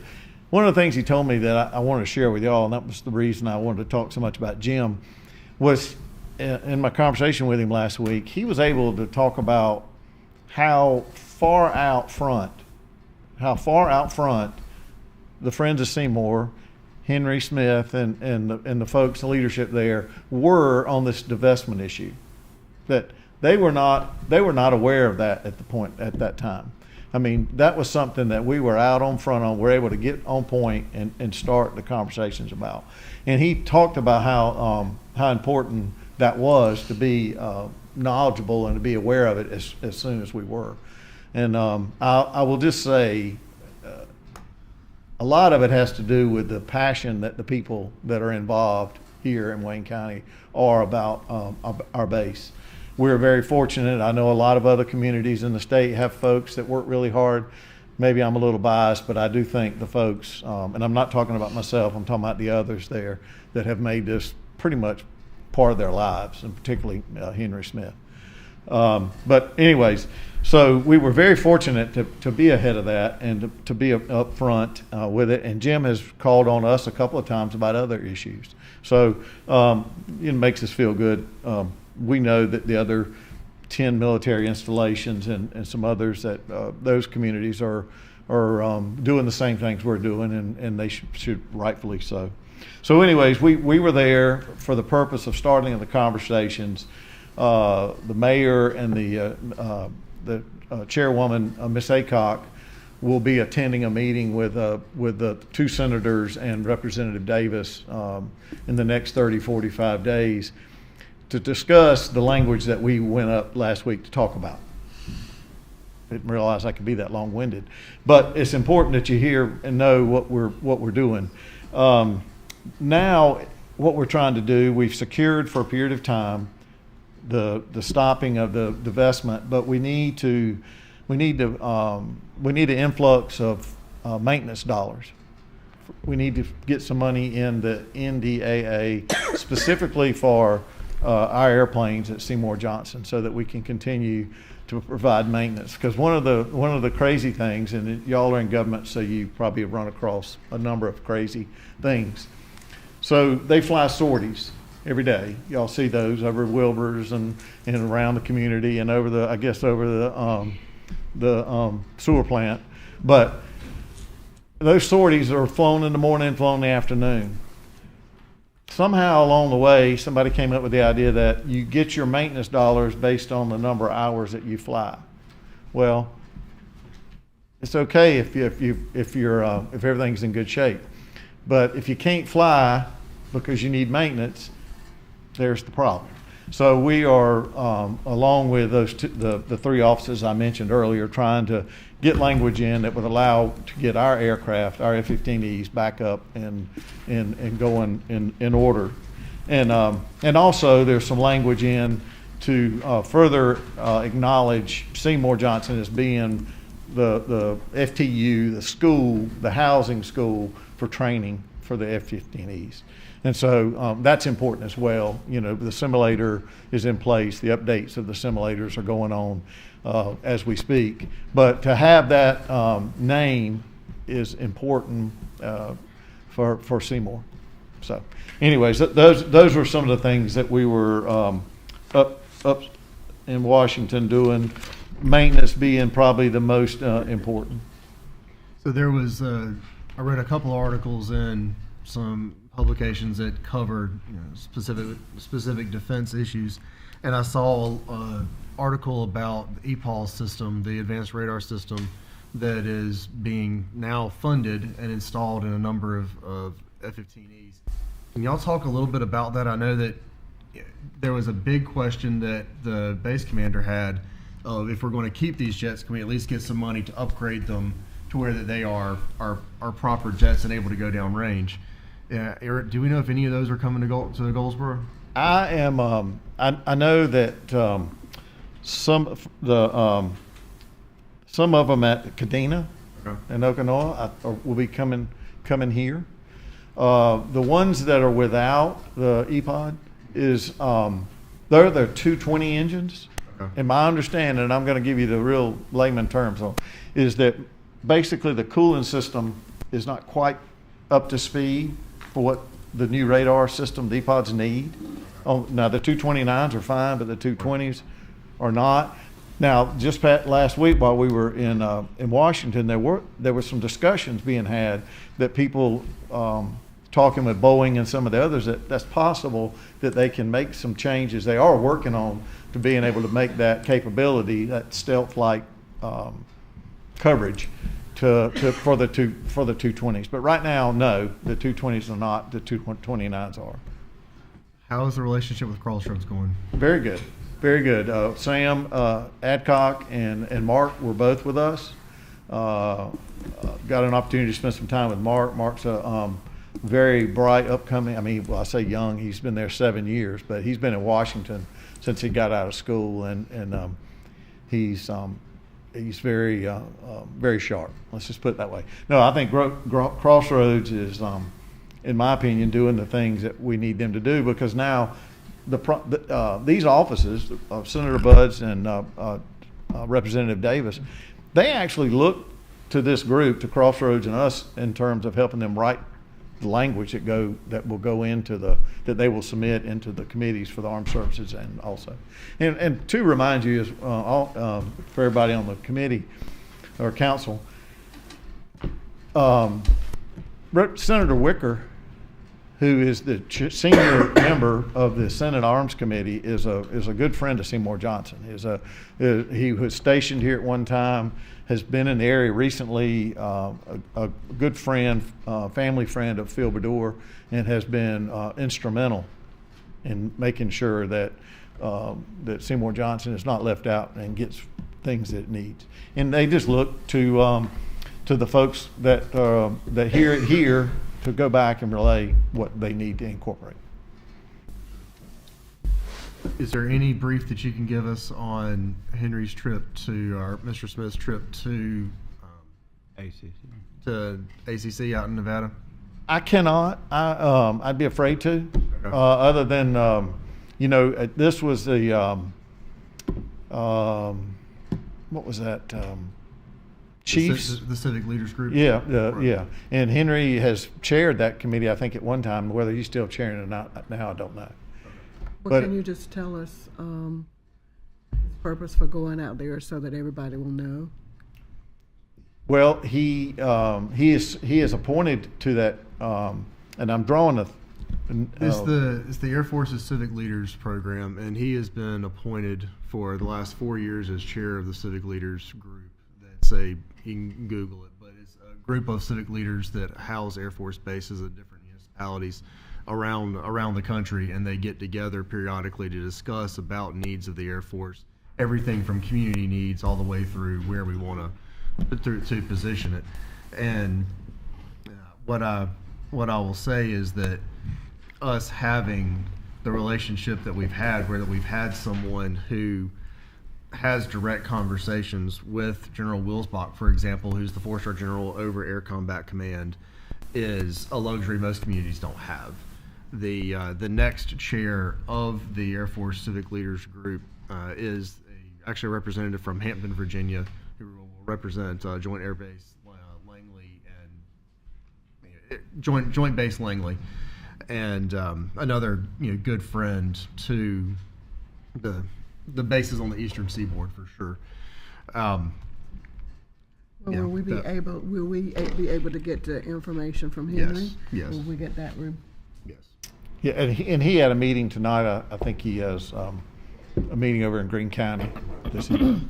But I do want to get an update from him on that trip as well. Obviously, the meat and potatoes being the trip up to DC to talk about in language in the next year's NDAA and the things that we want to be able to move the needle on. Not to steal thunder from any other council member, but there's also other community issues that we want to be able to leverage the base for. And I think that you guys in these relationships are critical in being able to do that. We want to submit on DCIP or Defense Community Infrastructure DCIP, Defense Community Infrastructure grants on different things. And we want to be able to have you guys in positions to be able to help us be successful in those grant applications. Same thing with Crossroads. We have large community needs around housing and childcare and education, all those other things that we want to be able to be forward facing on, and also taking a look at the next mission. Bottom line is the F-15E airframes are not getting any younger. As awesome as they are, they're not getting any younger. And so we want to be able to take a look and have you guys in positions and have our consultants in the right rooms and the right positions to be able to get a lean on do we want to become an NGAD base? Do we want to become a CCA or Loyal Wingman base? Do we want to become, what is it? But we've got to look at that long-term mission and viability of this space. Yeah. And I didn't mean to go on a rant or steal thunder there, but I had a few things that I want to get out as well. Any other questions at this point for Mr. Gerard? And then we'll switch to conversations about the agreement that is as part of the agenda packet. All right. Hearing none. Mr. Gerard, you've had a chance to look over the agreement. Can you talk a little bit about the funding agreement that is currently presented, or Mr. Livingston, if it's yours to do, and where we are, where you're hoping that we're going to look at next year, because obviously we're getting ready to go into budget deliberations, and where the county is at, because I know we're not funding at the same level the county's at, but we're trying to hold our weight some. I think, quite frankly, Mr. Mayor, that it might be better if I'm here to answer any questions that y'all have. I mean, you've got the agreement. The agreement's in front of you. I think there was some language added for some joint finance committees, which I think is a great idea. That language is still in there. It's clear cut. I think I would rather just, if there were any questions you might have, if I could answer them. Council, what questions do we have on the agreement for Mr. Gerard? I do have some questions. Councilwoman, please. And I'm for clarity, I'm just reviewing the verbiage, and I want to just make sure I understand some things. So on page 3, it says that the city of Goldsboro will pay to Friends of Seymour the sum of $500 each month for administrative assistance to Friends of Seymour, and it says that you subcontract. I take it you subcontract this work out to the Wayne County Chamber of Commerce. That's correct. Is that correct? That's correct. So you subcontract it out to the Wayne County Chamber of Commerce. If I'm understanding that correctly, that would be $500 from the county and $500 a month from the city. That's roughly about $1,000 in admin fee going to the Chamber of Commerce. Is that correct? I would have to say yes, based on your assumption. All right, so $1,000 a month, $500 from the county, $500 from the city, and again, I'm just trying to learn. I'm a numbers person. To the Wayne County Chamber of Commerce, it says in here that the delegate works roughly about, which I know you have side work, but it says the delegate works roughly about 10 hours a week.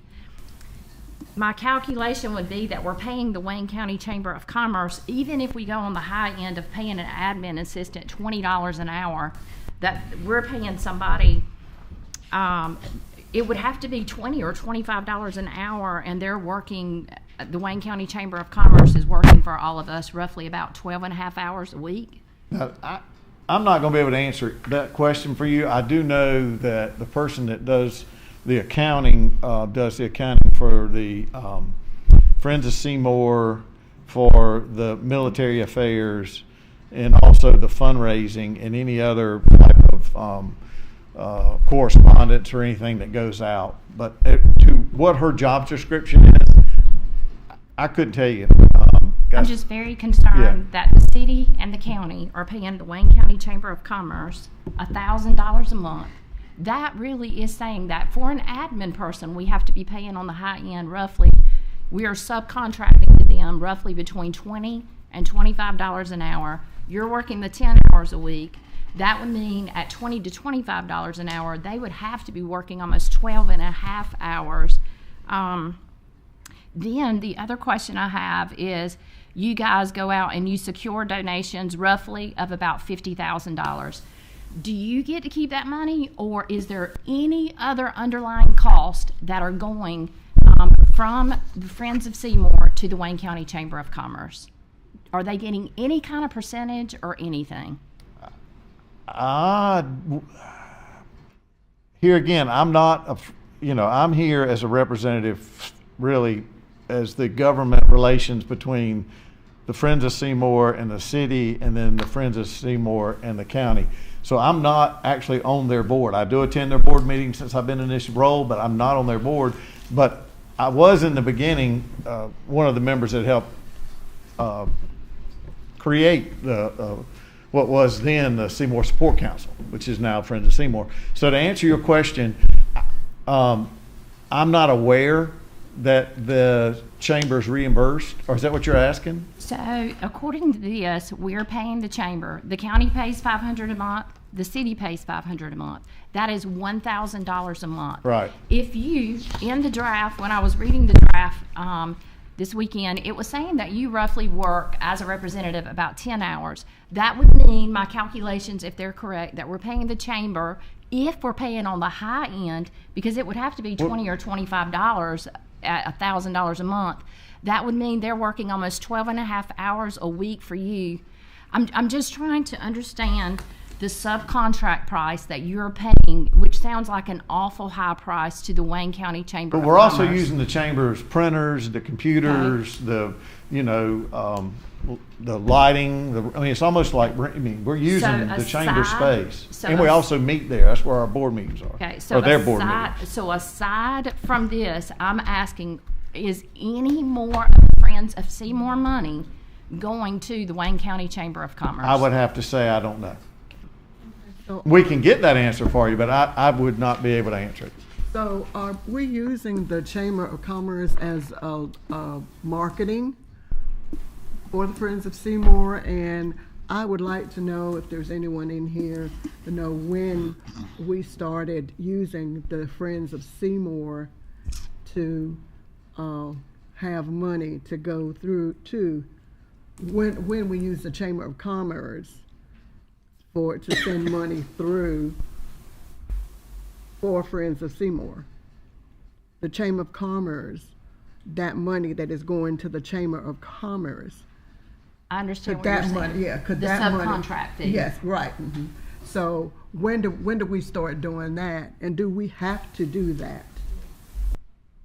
And are we using the Chamber of Commerce as marketing? Because you said they're printing, they're doing all these types of things. So why can't Friends of Seymour do these types of things? Well, the person instead that the person that is doing all of that is the person that I think Councilwoman Weeks was talking about. Does the accounting? And I'm sorry, I left and I Yeah, that's fine. all that. That's fine. I think that person is doing that work. And is more than one person being paid that money? I don't know. That's a great question, and I don't have the answer to it. And I hate to stand here and not have answers, but that's not really my role. Council, what other questions do we have? On this agreement? Go ahead, Councilman. I do. I understand that we're doing the jets. We're trying to make sure that the jets and the mission set is still at Seymour. But at some point, are we going to focus on quality of life issues that will help maintain the base as well? Absolutely, great question. Absolutely, and those type things in terms of money that are being asked in the budgets for daycare, for the school, those kind of things. And then also, in the past, and last year, I attended a defense conference where that was the theme, was about quality of life, about the quality of life issues for those living on the base. And we are, I think you hear more of that. Now, we, from a legislative point, in terms of appropriations, getting money, we are trying to do those things with the daycare and other things. But also our friends over at Military Affairs, that's a big part of their goal, is to making sure that the issues that the base commander has or anyone has about issues, life issues, quality of life issues, that we try to address those and bring them forward. I think like the most recent would be the rescue service that was placed. That was probably a good example of being able to get on base and cut our times down for wait for first responders. Would be probably my most recent example. I mean, Mayor. Well, it is a good example that relocated an EMS station specifically to be able to cut those response times in the event of an emergency on base. Well, to Councilman White's point, if I may, it is important that we start leveraging the needs of the base and also the needs of the community. And I think that in working together on those, and it's a little bit different than the way that we've done it in the past, because in the past we've always focused on making sure we had a mission. Because if you don't have a mission, then all the other conversations don't happen. Where I want us to be is that we're very secure in the mission, and we're able to focus on the other quality of life things. And I'm saying this out of a position of naivety, and so any other council member correct me. But in a lot of our conversations with ACC, there's a lot of other towns that are not as receptive to their bases. I mean, we have billboards that say we love jet noise. Other towns are having public comment sessions of we got to get rid of this jet noise after hours. And so we want to be a very receptive place to the base. And part of securing our base's future, I think, and Councilman White, please correct me if I'm in any way off stepping on this, but part of our desire to secure this base is also to be a community that is really hard for the Air Force to walk away from. If we're a really good host, we have the child care taken care of, we have public safety taken care of, we have the infrastructure taken care of, we have the clean water and sewer that we need, we have housing, then we have schools in place. Then it makes it even easier for the base to stay here or to assign a future mission here. And so that is certainly a large goal of how I want to be able to leverage Friends of Seymour and MAC over the next few years. I think you did a good job. However, just being military and being military minded, that I understand the mission happened, but it's always, if you don't have the quality of life, then those airmen cannot go out and perform their mission because they're thinking about home. Right. So quality of life issues is like a 1A and 1B when it comes to mission and quality of life issues. And those issues right now are really costing the city money because they're moving outside of the city because there's no affordable housing, because of education, because there's no spousal jobs or licensures or things of that nature. Mm-hmm. So it's just as important as the mission, because if without the family support, the airmen cannot deploy and do their job. Well said. And I agree with that. We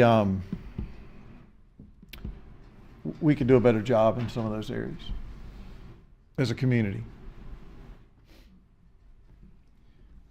Council, any other comments, questions at this time?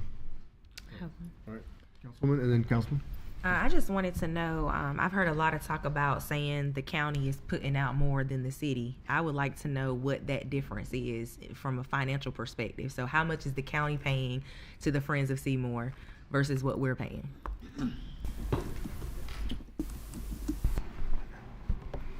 Because I'm looking through the contract, and the language speaks to the county and the city paying this particular dollar amount. So I just want to know. I'm not sure this is apples to apples, but I can tell you 23-24, the county paid to, I guess, to the Friends of Seymour, $26,125. Mr. Gerard, was any of that an in-kind gift? No, ma'am. It was all dollars, and none of it was an in-kind gift? These were dollars. Okay. And then I think during that fiscal year, they also paid the, it was either in that year, well, it had to have been in that year, the catering for our trip to Washington, where we had the open house for the members of North Carolina delegation and others. They paid the $10,000 catering bill separate from that. Friends of Seymour paid for the beverages and maybe some greenery and that kind of stuff. So, and then 24-25 for the county, and here again, I can just share with you these numbers. That's $18,625. That was the 24-25. That was 24-25 county. That's how much the county paid. Did I over miss or not hear you? I just have one more follow-up We'll question. follow up with you. Because they paid more in current budget year. Go ahead, sorry.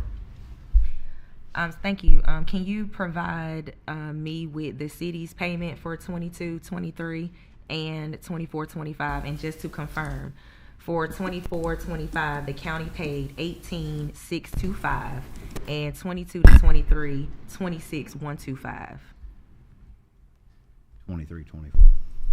22-23 or 23-24. Okay. 23-24, 26,125. 24-25, 18,625. Yeah, I'm sorry, it's 28,625. Okay. So from 24-25, it's what now? 28. 28,625. Okay. Sorry about that. No, it's okay. So for 23-24, what did the city pay in? Now that I do not have.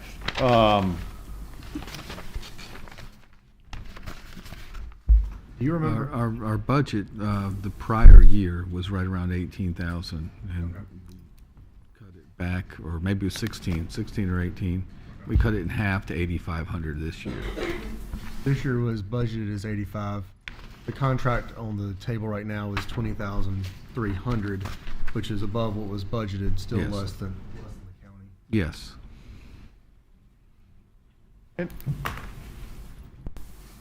The goal of the contract, just as a little sidebar, was to try to make sure that it captured a lot of what the city council wanted to see in terms of accountability. It requires that the public funds must be approved in advance, and an annual reporting of how the money was spent in addition to quarterly reports.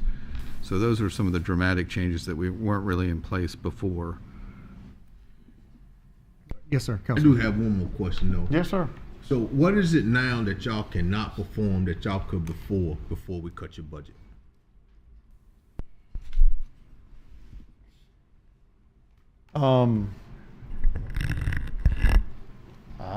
Let's see. I think what they've had to do is use, they've had to use funds from other accounts to pay for some of the things that they normally would be using for travel to Washington, for socials, for hosting events, those kind of things that they would normally do. I think they're having to rob Paul to pay Peter, quite frankly. Thank you. Councilman, I saw your hand, and then Pro Tem, so Councilman.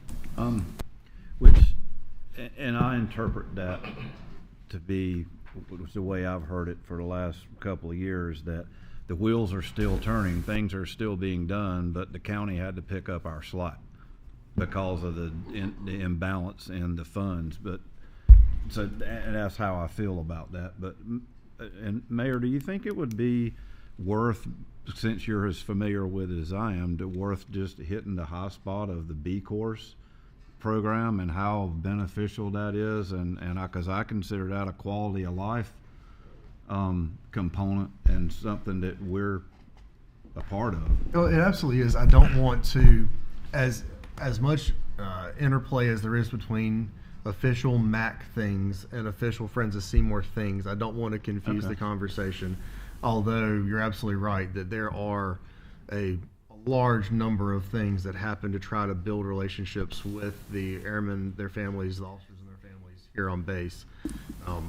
If you would like to, obviously, you have the opportunity to, but I don't want to confuse between MAC and Friends of Seymour. Okay. Well, that's good enough. I guess I'll just simply say that having been involved with the MAC for 17 years, 18 years, and being around whenever the Seymour Support Council was formed and it converted to Friends of Seymour, and understanding all of that process, and I'm completely in favor of us trying to restore our funding back to a level that's somewhat in line with the county.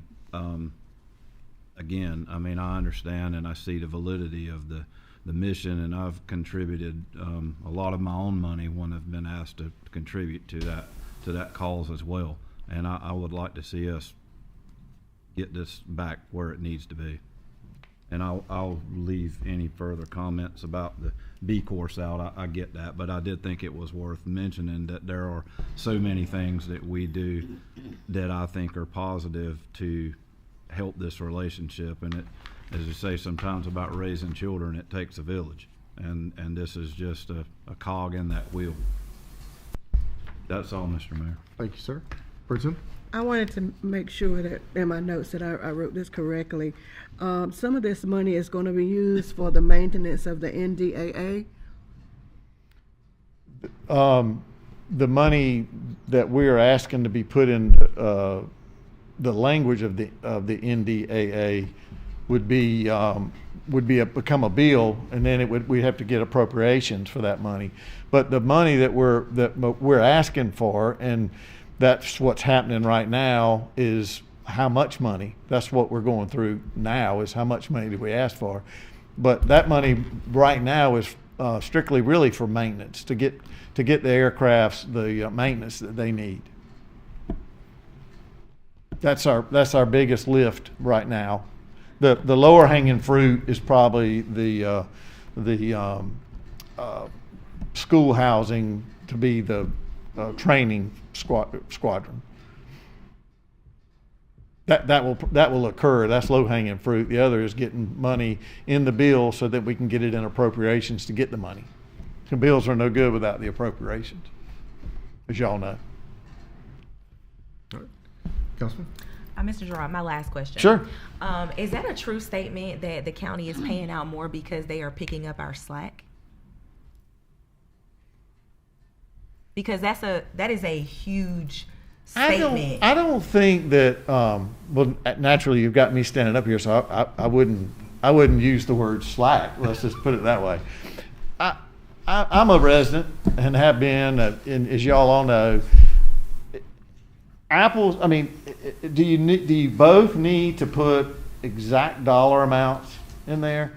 That's not for me to decide. I think it's important that we put in what we can put in to preserve and protect our base, our people that live here, our community, that we all benefit from as a result of the base being here. I mean, outside of agriculture, that's our second biggest business, if not the biggest. So to answer your question, would I use it? No, I wouldn't say that. I think the city and the county both need to step up and do their part. Is my personal opinion, and I say that having been involved and done my part. But do you have to match it dollar for dollar? That's not my call. I just think we need to put what we can in. Yes, sir. Does that answer your question? Yes, it does. And to clarify, I stand by what I said, because I've heard that from other officials for some time now. But I guess to break that down a notch, the Friends of Seymour and the organization have determined that they need X amount of dollars to accomplish things. And the need is there, so it has to be funded. They can't do what they are doing without the funding to do so. So if the city says we're going to contribute this much money, and the county says we're going to contribute this much money, and they say that's not enough, we need more because X, Y, Z is going on, the county has continued to fund at a different level than we have. And that's sort of what I meant, that then it's like the need is there, the wheels are turning, things are going on, and I would like to see us restore our funding to be more in line with what the other organization is contributing, because if we don't, in order for that organization to continue their mission and what they're doing, if we don't contribute our part, somebody's got to, or it doesn't happen. And I think we all agree how important it is, particularly now more so than ever, that there is a change in the vibe, that we take advantage of any opportunity we can to help ourselves. How's that? Very good. Okay. Because, I mean, all of you know, if Mountain Home or anybody else is standing before their city council tonight asking for money to protect their base. I mean, it's just what goes on. I mean, and we are fortunate to have leadership in Washington, people in armed services, people that are supporting us. We have I mean, the track record of Seymour Johnson is impeccable, and we're very fortunate to strategically be where we are. You know, I think the comment's been made before, well, if they decide to close the base, there's nothing we can do about it.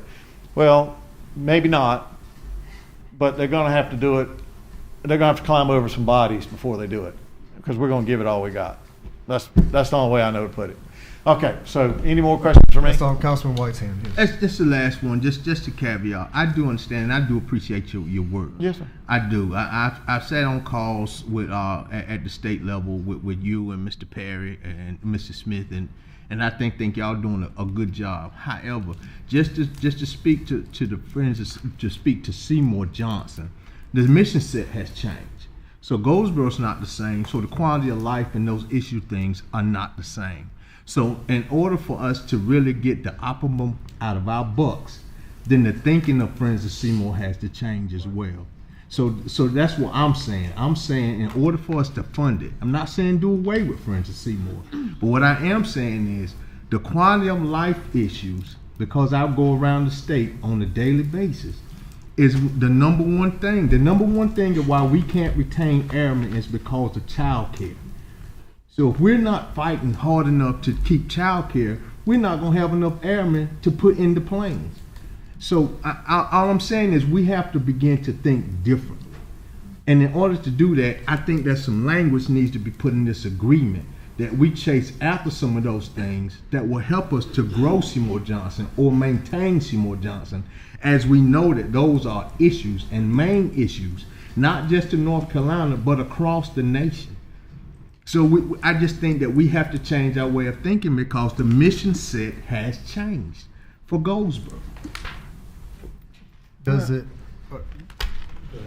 Well, can we not? Okay. Can we not put those things into this document to ensure? Because documentation is very important. Can we not put those things inside this contract to ensure that the quality of living is there, and that is one of the focuses? Can we not do that?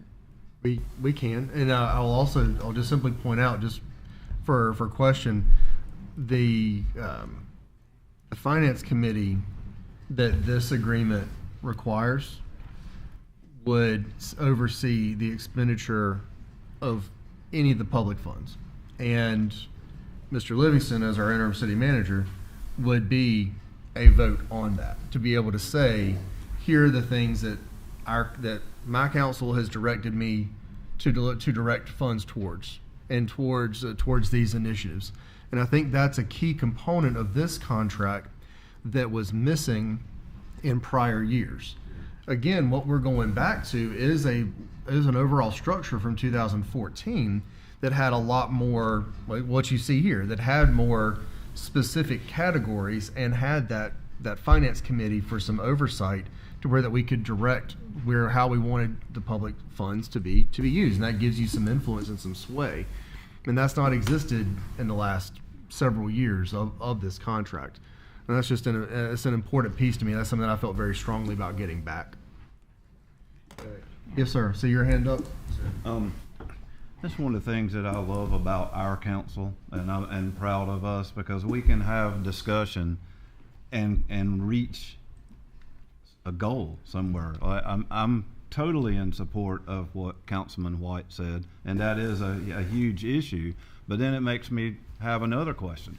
So if we want to chase that, and that's a very valid concern, then does your organization need to say, okay, we're doing these things for this money, and it's going to take this kind of money to chase this issue? In other words, we can't, if we water down the money that we have, are we going to be less effective? I don't think that that the Friends of Seymour would come back and sort of say, hey, we're going to take on another issue, daycare. We need some additional funding for that. I mean, most of the folks that are involved with this, really 99% of them use their own time. If it's resources that we need for Crossroads or someone like that, that's a different story. But Friends of Seymour, what we're asking for, I don't think is a come back and get more, per occurrence situation or whatever. Councilman, I saw your hand go back up. Would you like the floor? Oh, he answered it. Perfect. Oh, I'm sorry. But I will agree with you about quality of life and about daycare. And having served on the hospital board for a number of years, a lot of the issues that you're facing on the military bases are the same we face in recruiting physicians or nurses or any frontline healthcare workers. Daycare is a huge thing. And there's a lot of conversation going on about some daycare. So I'd love to share that with you. All right, council, is there any specific language amendment that can be proposed here that would allow us to move forward on the agreement, or is there a motion to approve as it is, or is there a motion to reject? But there has been a specific point that I think is, that with or without a textual change, I think is certainly being communicated and would be an expectation of the manager and representing us on the finance committee. But is there specific language in a specific paragraph that we would like to amend at this time and be able to vote to move forward with an agreement? Mr. Jarrett, I just want you to consider just a couple of things that I brought up earlier for the Friends of Seymour to think about. For instance, if we all were to agree to $20,000, I want you guys to recognize that that's roughly about 30% of our money going to the Wayne County Chamber of Commerce. So the reason why I asked if they had, if you had fundraisers, do they get a certain percentage of it? Is the income? Is they being the chamber? Yes, sir. No, that money is strictly okay, Friends that's of what I Seymour. had asked earlier, and you said that you money, couldn't tell me. No, that money that they raise, they'll have a fundraiser in the next 30 days or so that they do every year, and that money is 100%, and it's a different, it's tracked differently from private funds, public funds. Okay. But that is not intermingled with the funds with the chamber, nor does the chamber get any Okay. part And of that was my concern when I asked you Oh. earlier. You said, I just don't know. No. I I'm don't sorry. know. I'm sorry. That I can say definitely. Okay, because that would mean we were giving them 30% of the 20. If we were, let's say we were given 20,000, we agreed on 20,000. 30% of our money goes to the Chamber of Commerce. I'm just trying to get us thinking here. That's why I was asking.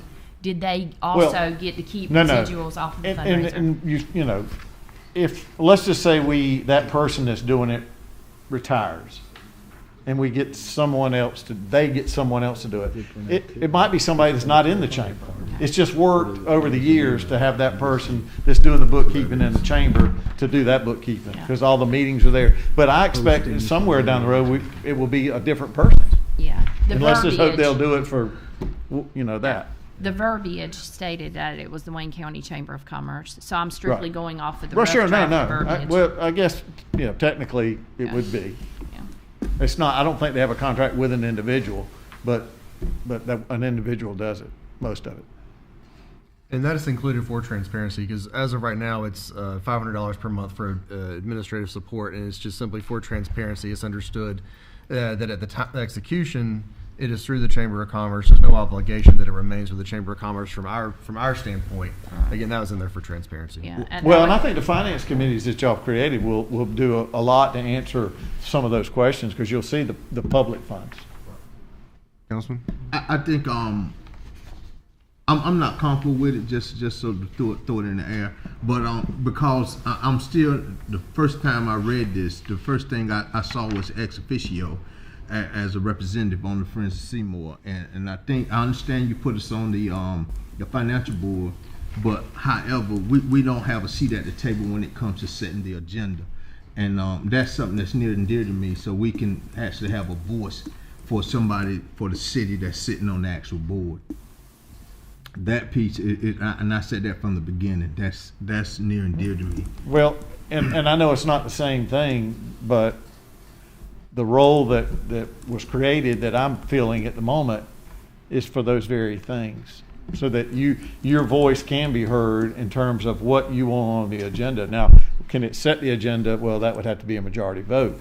But if you had strong concerns and issues, those would be the things. Just as I bring you all information, it's a two-way street. I would also take back information to them, and I certainly am going to talk to them about the issues that that just concern you in terms of quality of life issues.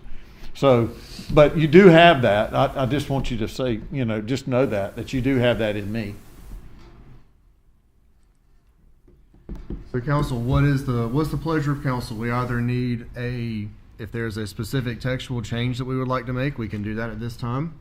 If we want to vote to approve, we can do that at this time. If we want to vote to reject, we can do that at this time. If we want to vote to, obviously tabling is always an option. That's certainly an option. But if there's specific text, then let's put it in there. We've floated the idea of a specific board member before. Neither the county nor the city in its current structure has a board member that is a voting board member, and so I don't know that there was any interest from Friends of Seymour for taking us in that direction. Just again, full disclosure. But the other pieces, if there's a specific piece of text around quality of life issues, or that we want to, I would like to see some quality of life issue verbiage.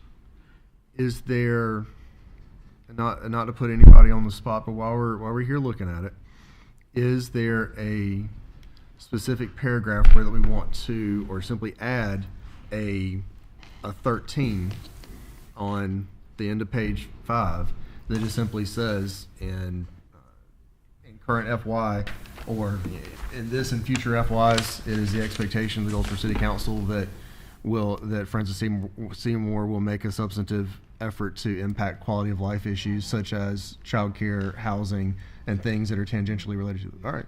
I like that recommendation. Okay. I do too. Then, council and Madam Clerk, I apologize because I'm going to need a couple of tries to get this right. But, council, I would entertain a motion to amend the contract as presented to add a section 13 to read as follows. It is the expectation that the Goldsboro City Council that Friends of Seymour will engage and put forward substantive effort to resolve quality of life issues for the families of Seymour Johnson, including but not limited to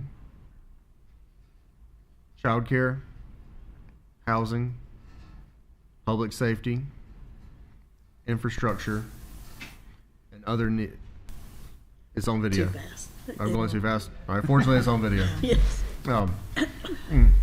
Just don't ask me to repeat it. And public education. Period.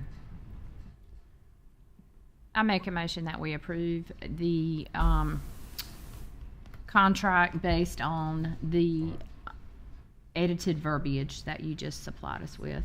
All right, so a motion's been made and properly seconded to approve the contract with the amendment of adding a section 13 on page, 13 on page 5 to read as previously recited. And who was the second? Pro Tem. Can we also add we need the resolution, adopt the resolution as part It of would that. have, come again?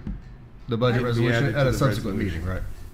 No, the resolution is part of this agreement, is in your packet. So Got you. update, and also updated resolution. Yeah. Okay, I got you. If needed or whatever, or Okay. adopt the resolution. All right, so a motion has been made and properly seconded to approve the contract as presented, approve the contract with the addition of section 13 as read to the record, and to modify the resolution in the agenda packet to match.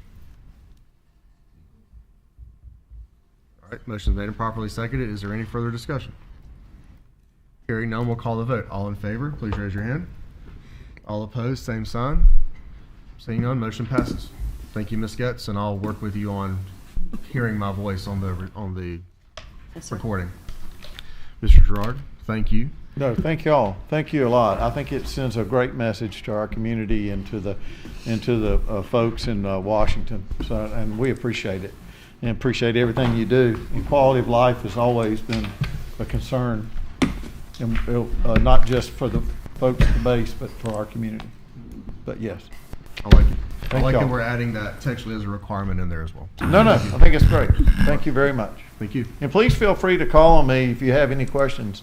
You can have my contact information. It's easy to find, but if not, Laura can give it to you because she's got it, and I will respond. Yes, sir. Thank you. Quarterly Thank you. meetings. Sir? Set up quarterly meetings. Yes. Yep. Yeah, we have, yes. Yep. That's happening. Thank y'all. Mayor. Yes, sir. I know we're done with the vote, but can I just ask a question? Yeah, sure. Okay. So one of the things that Councilman White pointed out earlier that I know that there's been discussion on for some time, but I don't know if there's been any movement or not, is the reciprocal ability for like military spouse license to transfer over teaching certificates, different things of that nature. Has there been any progress that anybody's aware of? So there's a state bill on that was passed. Is, right. Okay. There is a bill. There is a bill that passed of reciprocity that's happening to actually have, but it's only certain jobs. Right. Yeah. So what we're trying to do now at the state level is broaden it as well. And then there's a piece of legislation that we're trying to pass right now, which gives spouses, active duty spouses, preference. So there's a lot of things going on at the state level that we're trying to pass to keep North Carolina the most friendly military state. Good. I'm glad there's progress on that then. Absolutely. Thank you. Thank you, everyone. Thank you, Mr. Gerard. All right, that concludes old business. We will move to new business. Let's see. Mr. Livingston, if you'd please walk us through 9.1, or Ms. Williams. Just quickly, Mayor, we have a proposal here from Community Relations and Development about our program for housing rehabilitation. And we've got 3 houses on the first one, 811 Best Street, 707 Luther, and 111 South Slocum Street. I'll hand it over to Felicia for any specific questions. We're just trying to get our program going and get these houses repaired.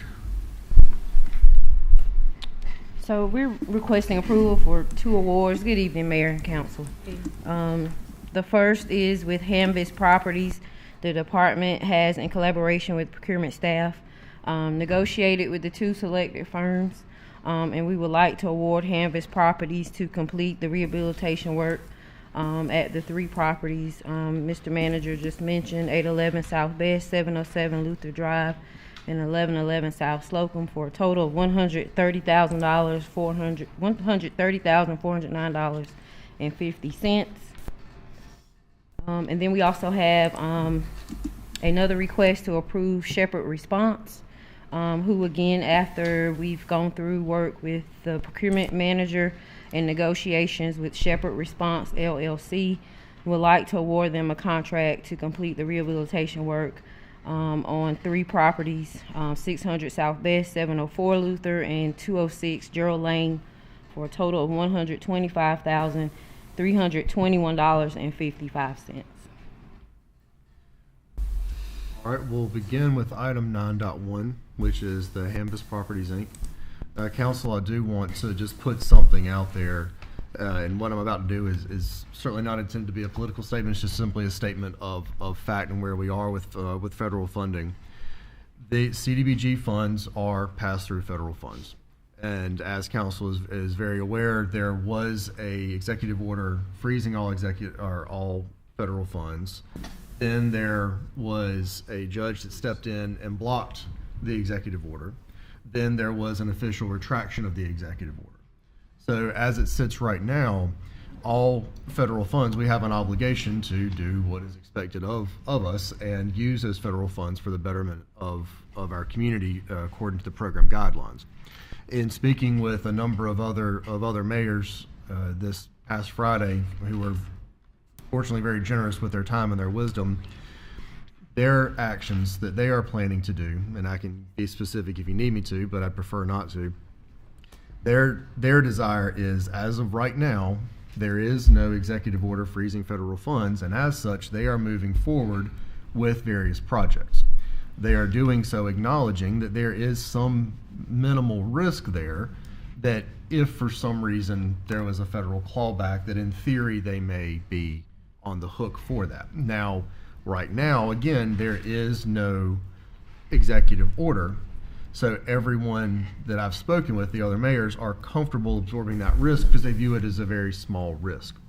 There could be a change in circumstances between now and Thursday, whether there is a new executive order, and even if a judge blocks it, would a city be willing to take that risk at that moment? And I would say it changes the equation. Probably not, because at that point, you're truly opening yourself up to a higher risk for having to repay something when you should have known not to disperse it. So I put that in front of council purely so that you don't get surprised on the back end of it. I view it, and other mayors that I've spoken to view it as as a minimal risk to proceed with federal funded projects right now at the current state of affairs, because the executive order has been retracted. But I just want to put that in front of everybody so you're not caught off guard or surprised if something were to go sideways.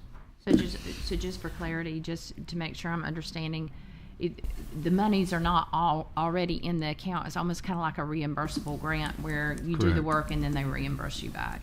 Okay.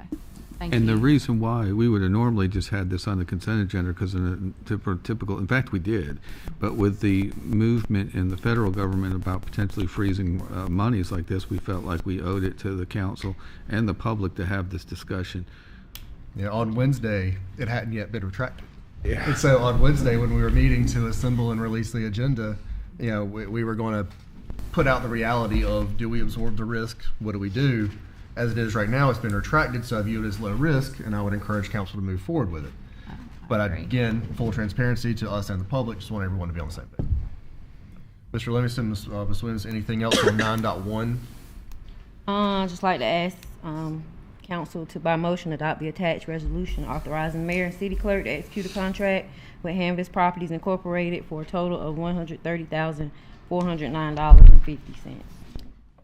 All right, so council, new business item 9.1, a contract award for CDBG housing rehabilitation is presented for consideration. Do we have a motion to approve 9.1 as presented, or do we have any further questions? So moved. Motion to approve. All right, motion has been made. Second? Okay. All right, motion has been made and properly seconded to approve the contract as presented. Do we have any further debate? Hearing none, all in favor, please raise your hand. All opposed, same sign. Seeing none, motion passes. All right, that's 9.1. Let's move to 9.2. If you would, please just deliver the financial brief. I think we understand the rest of it, but just the finance piece of it. Yes, sir. I would like to ask that council, by motion, adopt the attached resolution authorizing the mayor and city council to execute a contract with Shepherd Response LLC for a total amount of $125,321.55. All right, council, item 9.2 is presented for consideration. Are there any questions on 9.2 for Mr. Williams or Mr. Livingston? Hearing none, is there a motion to approve? All right, motion to approve 9.2 is presented. Is there a second? Second. All right, motion has been made and properly seconded to approve 9.2 as presented. Any further debate? Hearing none, all in favor, please raise your hands. All opposed, same sign. Motion passes. Thank you, Wonderful. Mayor. That's 9.1 and 9.2. Thank you. All right, Mr. Livingston, let's move forward with 9.3. Thank you, Mr. Mayor. Just a quick update here before Jonathan comes up. We were about a year ago looking at a striping plan on John Street as a way to, or maybe even a year and a half ago, as a way to enhance the safety there and also provide more parking along John Street. And then we've had some instances here lately with the county closing its lot where parking has become even, more of a dramatic need. So we've done a striping plan, or Jonathan's department has done a striping plan, and we can do this in-house. One of the reasons why we looked at it last year was going to be at least $35,000 or $40,000, or maybe even more, but we can do it in-house for substantially less, and provide parking on one side of the street and do a good thing for the business owners that really kind of look to park on that side of the street for their businesses, for their customers. And Jonathan's here. I thought Jonathan was here. Yeah, he's here. He was back there hiding. Yeah, so just to give you a little more history, and probably good evening, Mayor and Council. Sorry. Good to see you. So probably in late 22, early 23, DOT came through and repaved John Street, and so DOT will put back stop bars and they'll put back double yellows, but on-street striping for parking is our responsibility. So me and Matt met with DOT, and we walked up and down the street, and we looked at the first 4 blocks from Ash down to Chestnut, down to Spruce Street, and the first 2 blocks between Ash and Walnut, they're looking at just parking on one side, and then once you get past Walnut, they're looking at parking on both sides. That was a recommendation of theirs. There is another recommendation, but that's something we'll have to look at another time. But we did reach out to Raleigh Paving about striping it for us, and they don't do striping. They always subcontract that out. So we reached out to it. They sent us a couple of their subs. We reached out to them, and we got 0 response. So that's kind of why we put that project on hold.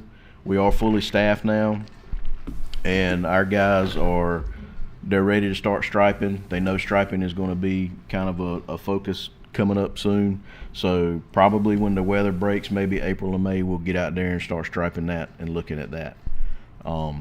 And just off topic, I am meeting with my striping guys tomorrow, my traffic guys tomorrow, and we're going to look at Walnut Street, East and West Walnut Street, about putting the handicaps in, since we got a pretty good weather week coming. So try to get those places striped out. All right, council, the cost on this as far as cash is not insignificant. It's $3,000, but it would be done using in-house labor. As part of the agenda packet, there was actually a picture. Can we slide to that picture of where the actual spots would be? It'd be 3 on the First Citizens Bank block, and then it would be 4 on the next block over. But it's part of the agenda packet. 93, 94. It was in the agenda packet. It was in the packet. But it wasn't in presentations. All right. No, it's in there. All right, council. Any questions for Jonathan at this time? Any questions? All right. Yes, ma'am. I had talked to our city manager about some complaints I was receiving from business owners by Toreros and Flying Shamrock about no parking and not even a 15-minute parking for people to get to-go orders, especially since they closed the John Street parking. Did we ever find out what was going on with that? So, in history, there has been no parking in front of Torero's or Flying Shamrock. I mean, and the only way that you can tell that is by the yellow striping on the curb. I guess it's been paved over. So the issue is when the county closed off that parking lot, these businesses are suffering. Right. So that's why I had spoke to our city manager about that, and so I kind of want to know, is there anything we can do? Well, we're going to put. That's what this is doing. Yeah, we're going to put the on-street parking in. I mean, before you get to Torero's, there's going to be 6 places there before you get to Torero's. Right here it says no parking, but he was asking, is there a way that they can get like a 15-minute or just a really, for people that are picking up orders, because Right. they've had customers that are pulling up to grab their to-go orders, and Yeah. they've been getting tickets. We could do a loading zone in between those 2 restaurants as one, and that wouldn't be a hard thing to Well, then do, that's, sort of break it up. I mean, that's what that's supposed to be. But I mean, you know, for loading zones, I didn't know that you could park like a Well, you're not vehicle. supposed to park, but if you're like you're supposed to be there and come back in a few minutes. It's not a parking space. It's, Well, we have Signage? we have a parking. We have a parking plan. We have an ordinance that has different tiers of what you can do for timed parking in a specific spot. I would be interested in it if you guys think that it can be safely executed, bringing back a plan for that block that says, you know, in accordance with our ordinance, we can do. What did we leave in there when we last edited it? We left a 30-minute one, a 1-hour one. We left a 15-minute loading 1, zone, 2, yeah. and a 3, right? In the ordinance, we didn't. yeah, we can have that. But I think that's probably the right action, because in order to. The biggest thing is we can't have parking on both sides of the street there. There's just not enough with Gotta be the one. truck traffic going through there. We will have accidents. And, you know, this just discourages it and also enables us to enforce with our parking management program, you know, the proper parking. So that's what we're trying to do. We just want to, you know, we just want to be able to put the spaces there, have a loading zone, and then be able to enforce it. But it needs to be on that one side where most of the restaurants are. And we talked to DOT about this, and they agree with us. So we didn't have to have their consent per se, but it is usually advisable to do so.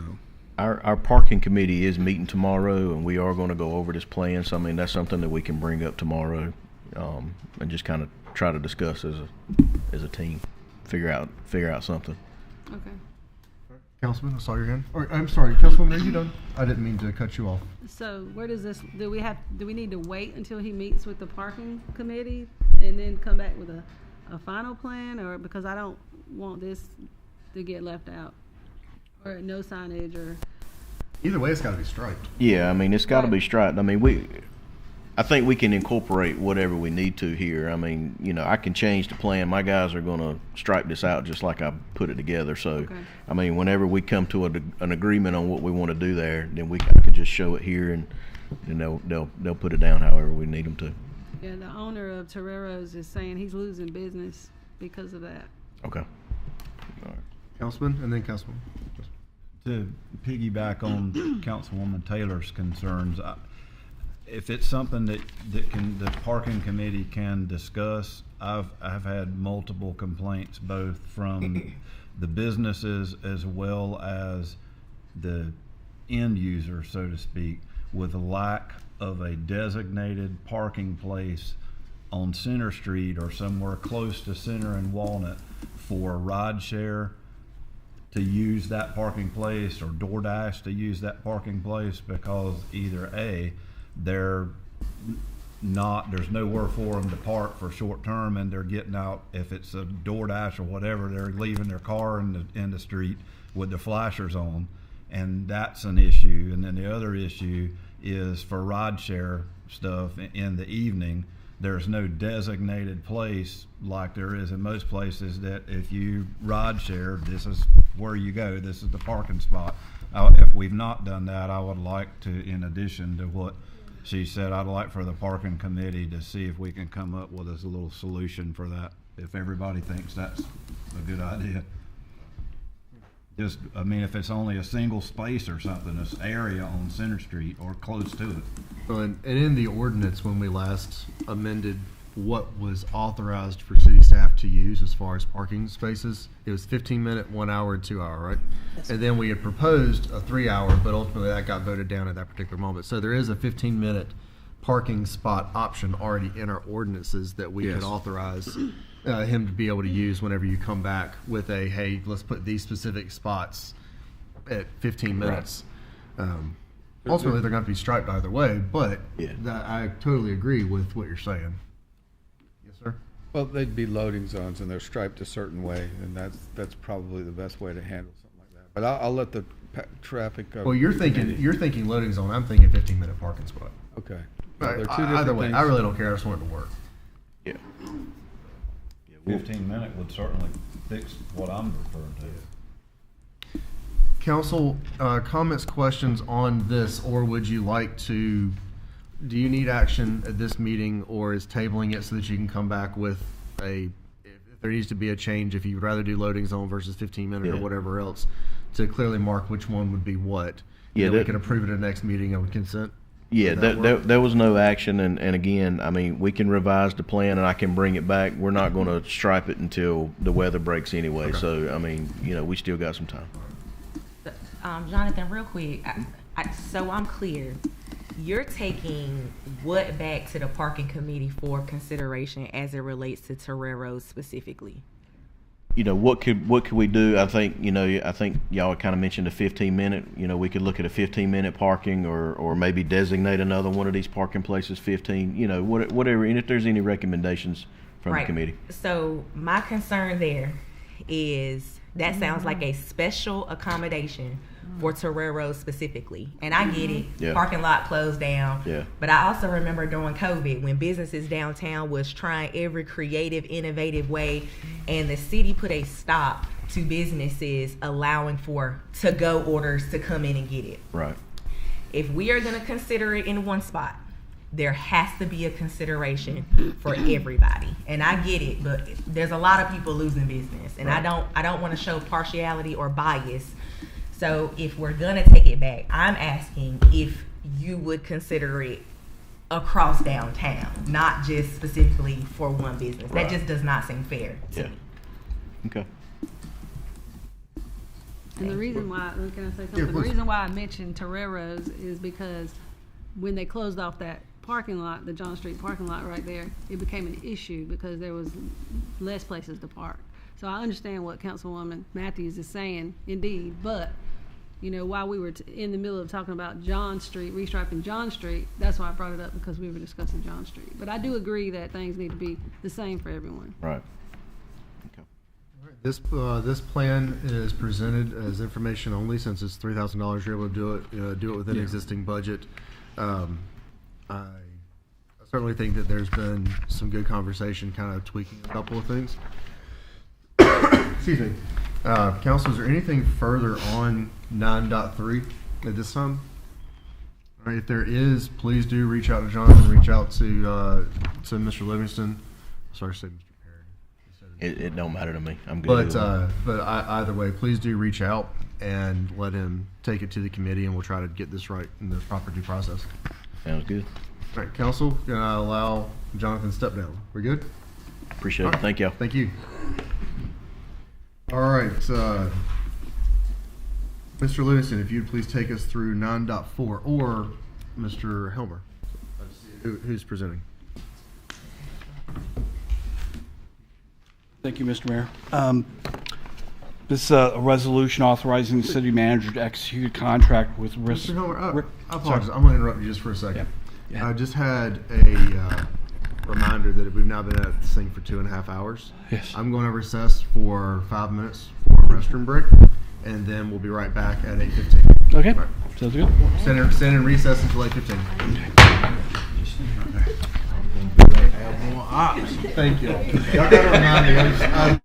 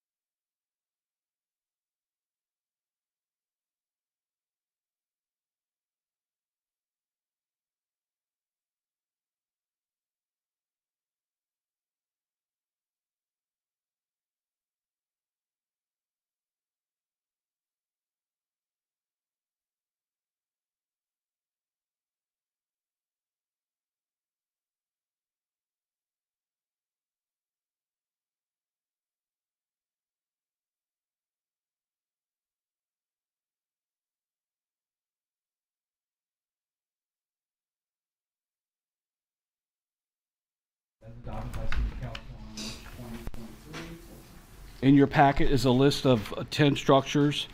There have been 2 modifications to this list, and a updated list has been given to you. Yes. Okay. The changes include the removal of 311 North John Street for consideration, and 407 South Leslie Street was replaced with 410 South Leslie Street. With those 2 changes, the staff report is identical to the bid proposal by Rick Bostic. Therefore, planning staff recommends approval of the resolution. And just for council's knowledge, the list that is currently part of the agenda packet that has now been updated, if I'm not mistaken, is what matches what was in the newspaper. Yes. What was released previously included 2 typos. So the one that is currently there Has not been updated in the packet. has not been updated in the packet yet. The one that is Handout. the handout right here is what Yes. matches what was actually in the newspaper. Correct? Correct? Yes. I get 3 corrects. We're good. So just wanted y'all to know there was a typo on what was submitted originally. This is the accurate list, and it matches what was in the newspaper. Cool. So, council, we moved 9.4 over here. This is I certainly don't want to cloud the waters here, but I'm going to be honest with you.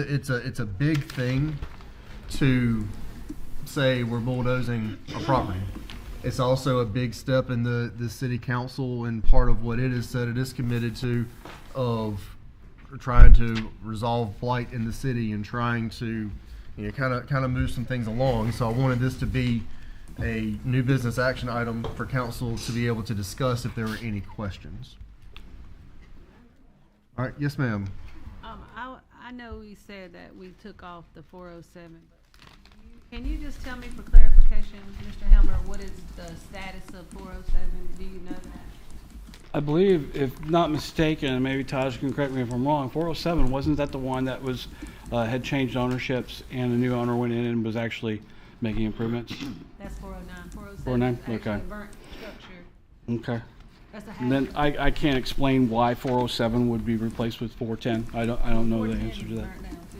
Yeah, so that's probably why then. Yeah, if a burnt structure obviously is a higher.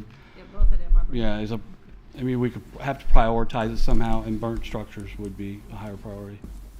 So, Would you say both of them are burned? Yes. I didn't know if there was you had any other more information on that? I do not. Taj, do you? Do you have any advice on that one? So the 407 she's referring to, we're going to address that one on the next wave.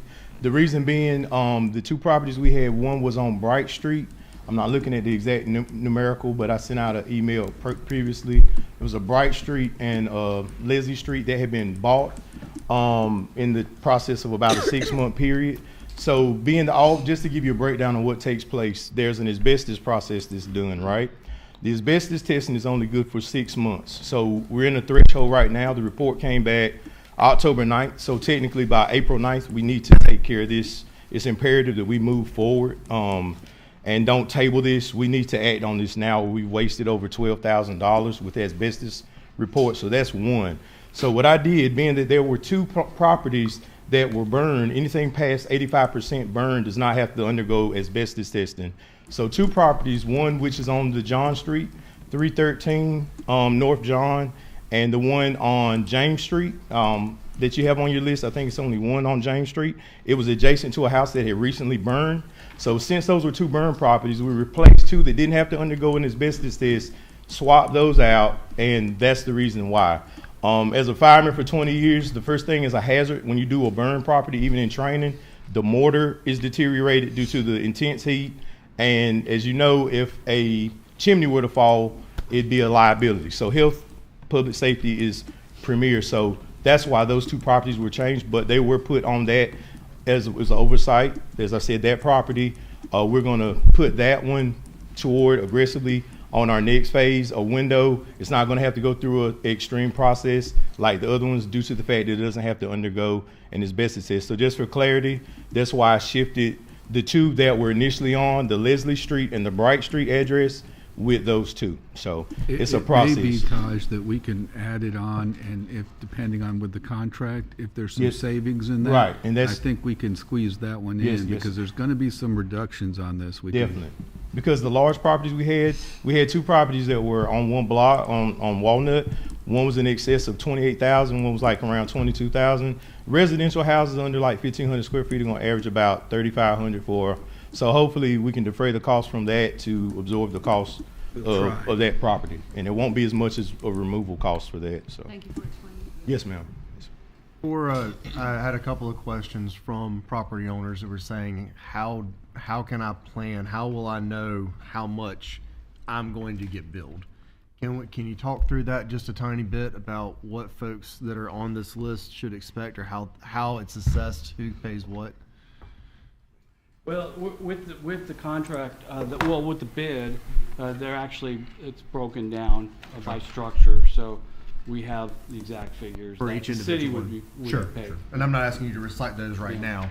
I was just, so it is on a house by house basis. Oh, yes. Cool. All right. All right, council, any other comments, questions on 9.4? Yes, sir. Just a quick one, and a comment. Bravo for that catch and that swap, because that's being a good steward of the public's money and saving us from losing that asbestos in that time frame. That was good, a good catch, and it's greatly appreciated. Just a quick question on the demolition, the bids that you got in. How just for sake of asking, how many companies submitted bids, and was that different on 14. each one? So there was 14 bids. One was actually fully qualified and met all the city of Goldsboro standards for doing the work, and they were kind of in the middle of the pack. So there's some other bids that came in quite a bit more, and a couple that came in less, but they were all, this bid, it was not that far off from the lowest bid. Okay, or the next lowest bid. All right, council, any other comments, questions right now? All right, hearing none, do we have a motion to present, or a motion to approve item 9.4 as presented? So moved. All right, motion has been made and properly seconded. You good? All right, Councilwoman and Councilwoman? Good. Made and properly seconded. Didn't mean to put my hand right in your face. I apologize for that. Motion made and properly seconded. Is there any debate? Hearing none, we'll call the vote. All in favor of 9.4 as presented, please raise your hand. All opposed, same sign. Seeing none, motion passes. Councilwoman Weeks, you were in favor? Yes, sir. Perfect. Sorry, I was looking for the icon to pop up too. I was playing with that too. Oh no, you're good. You're good. You don't need to be. I was trying to use the new system as well. It's gonna work for us. We just got to get there. All right, 9.5. Ms. Gwen.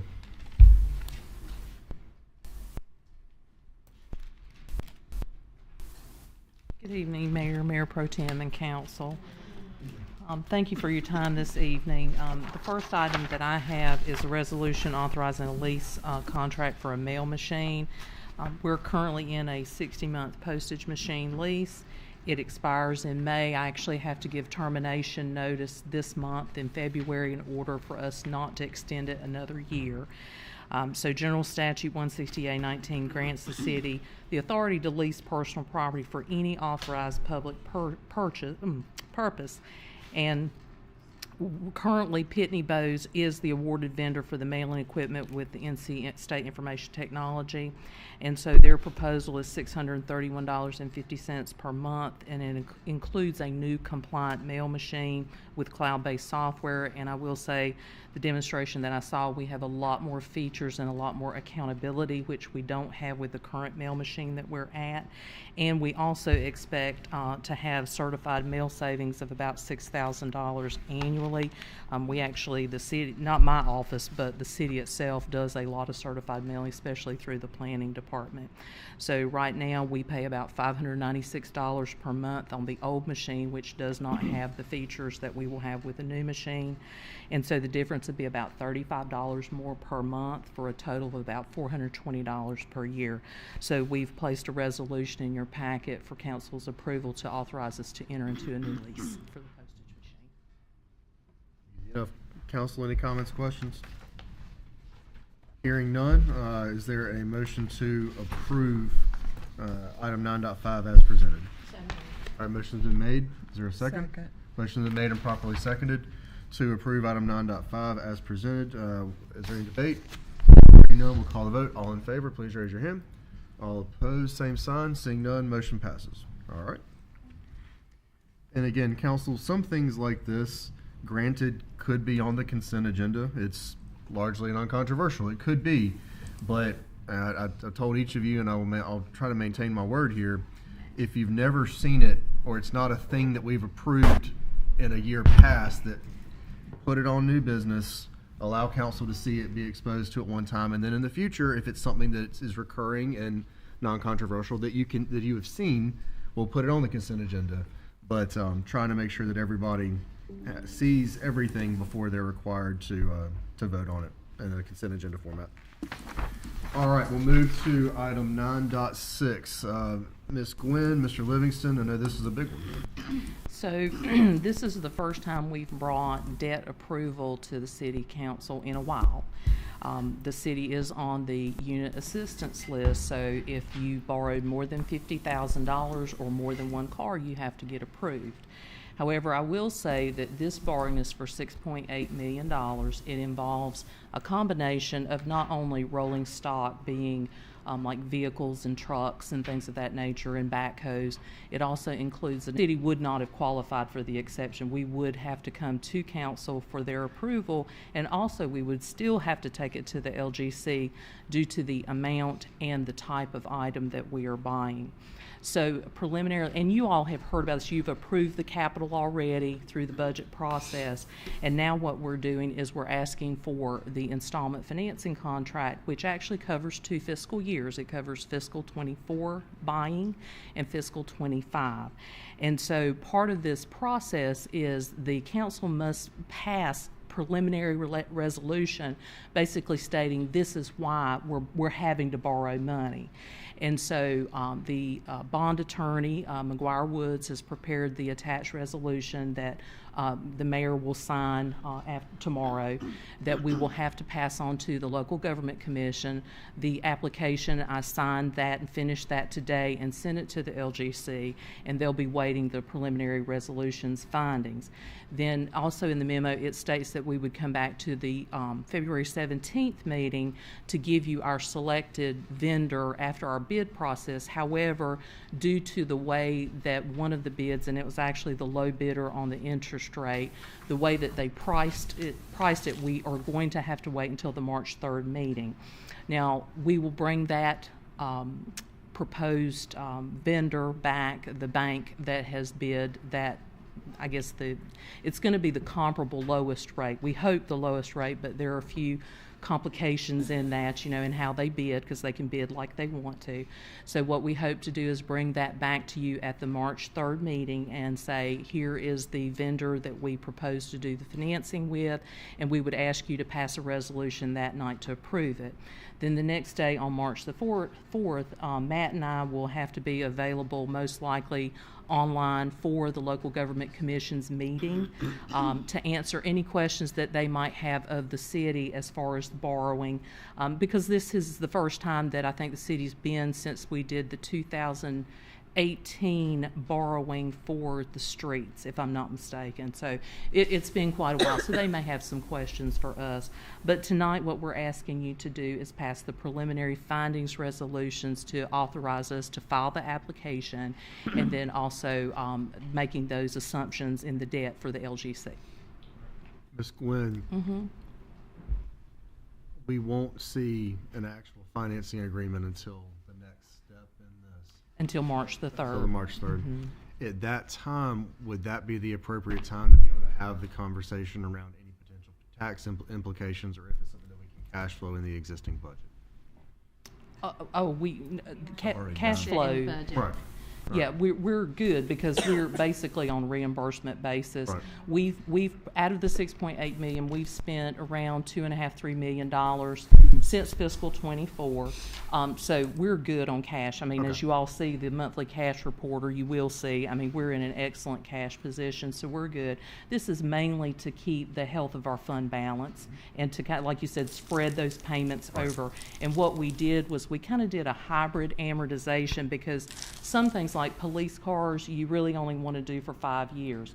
But some things like public works with the tractors and garbage trucks and things like that, you can do them over 10 years.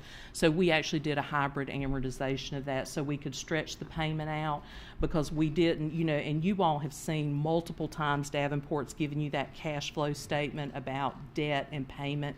So that's what we were trying to do, was to reduce that number so that from a budget standpoint, because remember the very first thing you have to budget for is debt. Everything else comes after, but debt has to come first. So we were trying to minimize the effect of the debt payment. Just out of curiosity, what kind of amortization is it on the IT equipment? How does that work? So you can do three, about 4 or 5. Yeah, you can do 3 to 5. I asked them to do a 5-year amortization on it because the way that Mr. Williams has his replacement schedule is basically on a 5. Some of them are a little bit longer, but mostly it's on about a 5-year schedule. Yes, Our problem with the IT is that it's really getting old, and we're on the brink of some collapse if we didn't do very anything. much so. And if we have experienced that, it's going to cost us twice as much. We do not want to go there. You always want to do replacements on your own terms. It'll always be as expensive as it is. You want to cry once, not twice. That's true. Council, any further comments or questions on item 9.6? All right, hearing none, we'll call the vote. Is there a motion to approve item 9.6 as presented? Motion's been made. Is there a second? Motion's been made and properly seconded to approve item 9.6 as presented. Is there any further debate? Hearing none, we'll call the vote. All in favor of approving 9.6 as presented, please raise your hand. All opposed, same sign. Seeing none, motion passes. All right. Thank you for your time. Thank you. Thank you. Safe travels home. All right, Mr. Livingston, item 10.1, if you please deliver your report. I just have one item that is myself and Assistant City Manager Arnold will be at the North Carolina Managers Conference in Winston-Salem on Wednesday, Thursday, maybe coming back Friday afternoon. Sounds good. That's it. Does that mean Wednesday morning? I can take that off my calendar this week. You sure can, Mayor. I'll get you Tuesday afternoon. Okay. Or Friday. All right. With that, we still have 2 items enclosed, right, Ron? Yes. 2 items enclosed. All right. We will move to mayor and council member comments. It's the first meeting of the month. It's our tradition to begin on that end of the dais. So with that, Mr. Councilman Boyette, the floor is yours, and then we'll work our way down the dais. All right. I will be brief. As always, I'd like to say thank you to all of our hardworking city employees and let you each and everyone know that you're valued and appreciated, very much so. And I'd like to give an extra shout out to our public safety and public works and public utilities folks that kept us up and running through the inclement weather that we had, and everyone else in the city that took part in keeping us safe and the city moving along. That's all my comments, Mr. Mayor. Thank you, sir. Councilwoman? Agree with everything Councilman Boyette said, and also I do want to thank our planning department for getting on, getting the movement with the demolition and getting on top of our blight in Goldsboro. I'm glad that we're moving forward with that, and I look forward to seeing a nicer, cleaner, safer city. Thank you. Bertson, floor is yours. Yes.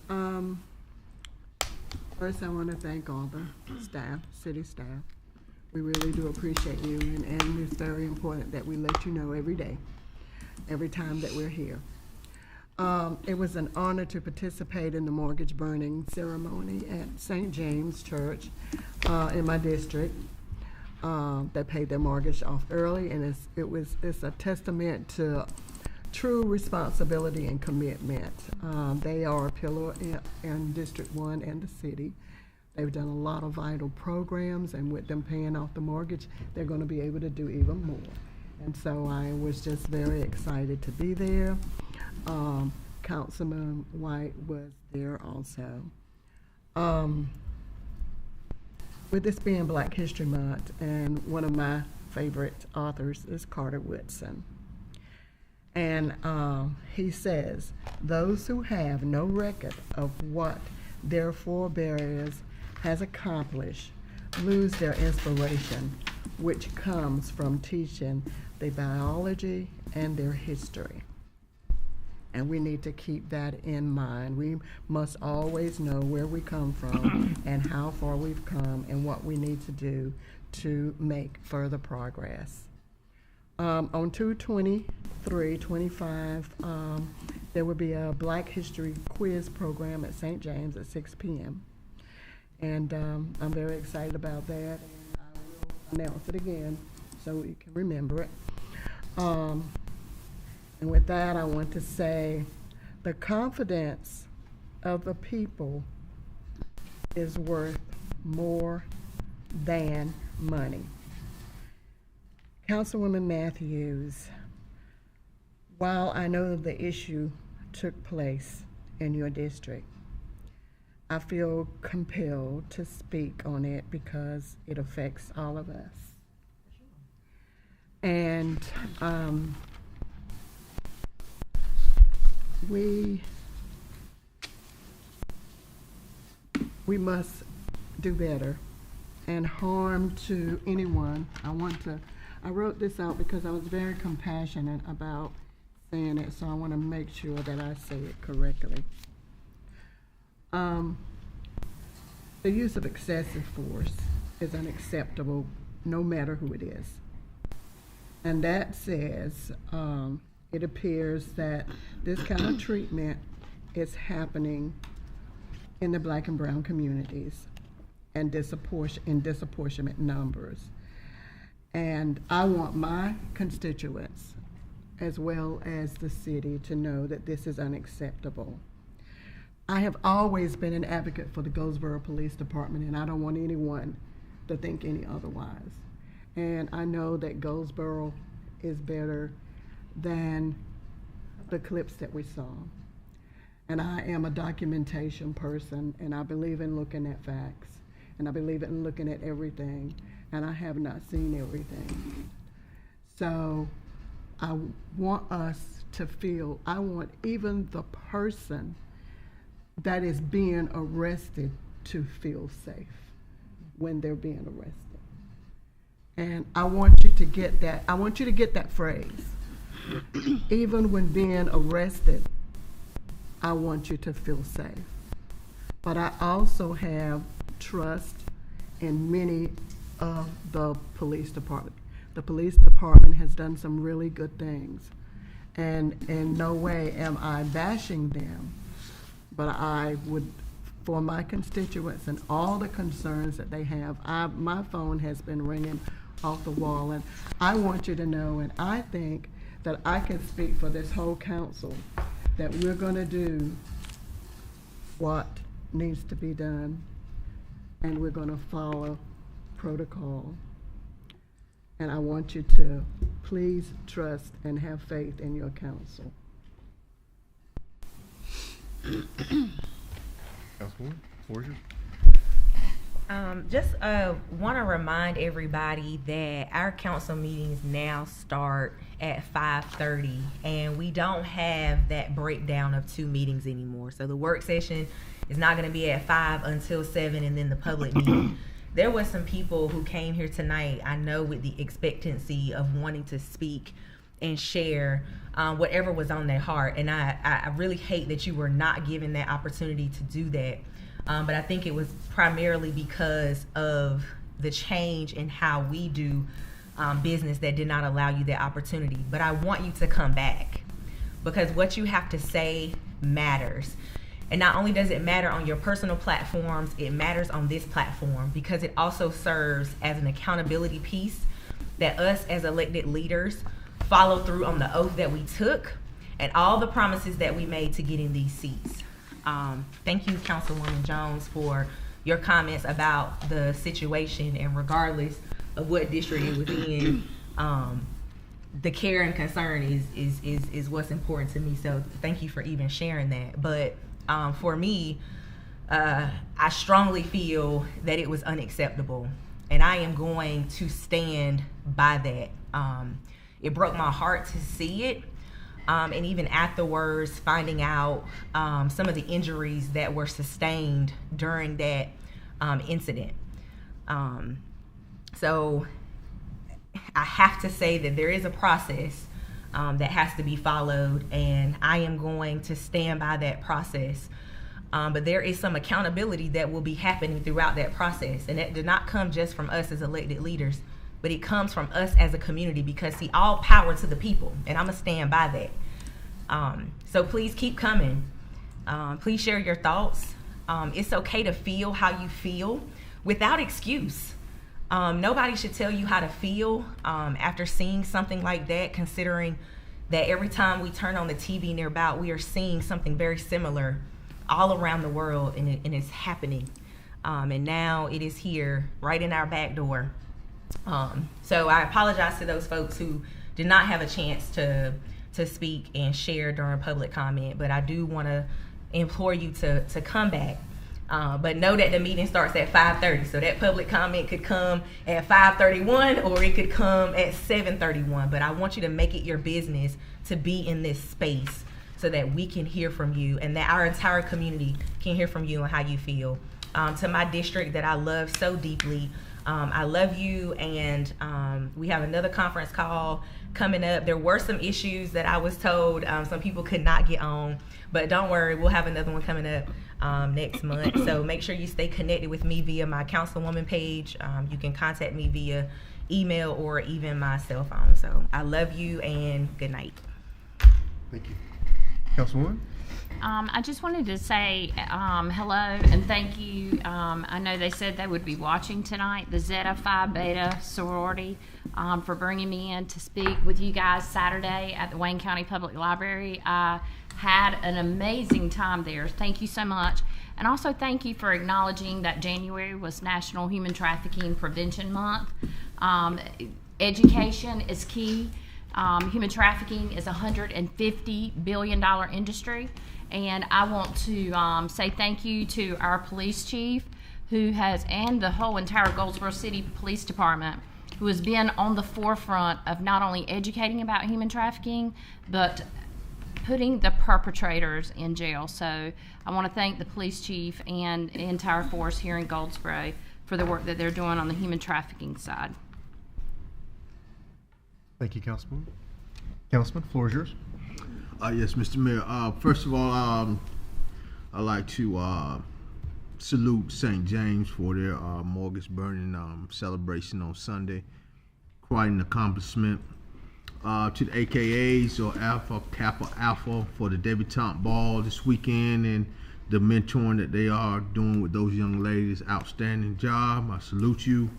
18 February, 10 o'clock at St. James, we'll be having our first Triple C or clergy, councilmen, and coffee. We're asking all clergy to please come out and join with myself and council people to join with me and Pastor Elliott to talk about some of the concerns, see what the Bible says about some of the situations that we're having in our community, so that we can consult God and our spiritual leaders to define the direction that we should go in. I went to, on last week, I had the pleasure of going to Washington, D.C. myself and being a part of the MSEP, or the Military Spouse Employment Partnership Conference. And what I took away from that is it's an important actual community that I think the city needs to be a part of. I will tell you that it is free. It is an application process, and I think that we should look into that to take point in our community as far as supporting our men and women, not just saying that we support them, but let's show them in action and deed. So I ask that we look into that to see if the city can join that. Like I said before, it is absolutely free. I'll give you a card on that. For Black History, I know we call it Black History, but I want everybody to know that Black History Month is not just Black history, it is American history. And we need to really understand that Black history is American history. We help to form this actual nation. And I echo the sentiments of Councilwoman Hiawatha and Councilwoman Brandy for the incident that happened over last week. I'm gonna say my judgment until I can see all the facts. There is a process, as Councilwoman Brandy said. We're gonna wait till the process bear out, and then we'll speak out once we see all the facts. But so I won't make any comment one way or the other, but just to know that I wasn't pleased with what I did see thus far, and accountability should happen. So with that being said, may I have anything else? Thank you, sir. All right, as for my comments, first and foremost, I've been, I won't say foremost, I'm gonna say first. Parks and Recreation, you guys are cooking right now. Youth sports right now, youth basketball, if you're out there on a Saturday or a Tuesday or a Thursday when it's game nights, it is loud. I'm talking about U8, U6 and U8. It is loud, it is ruckus.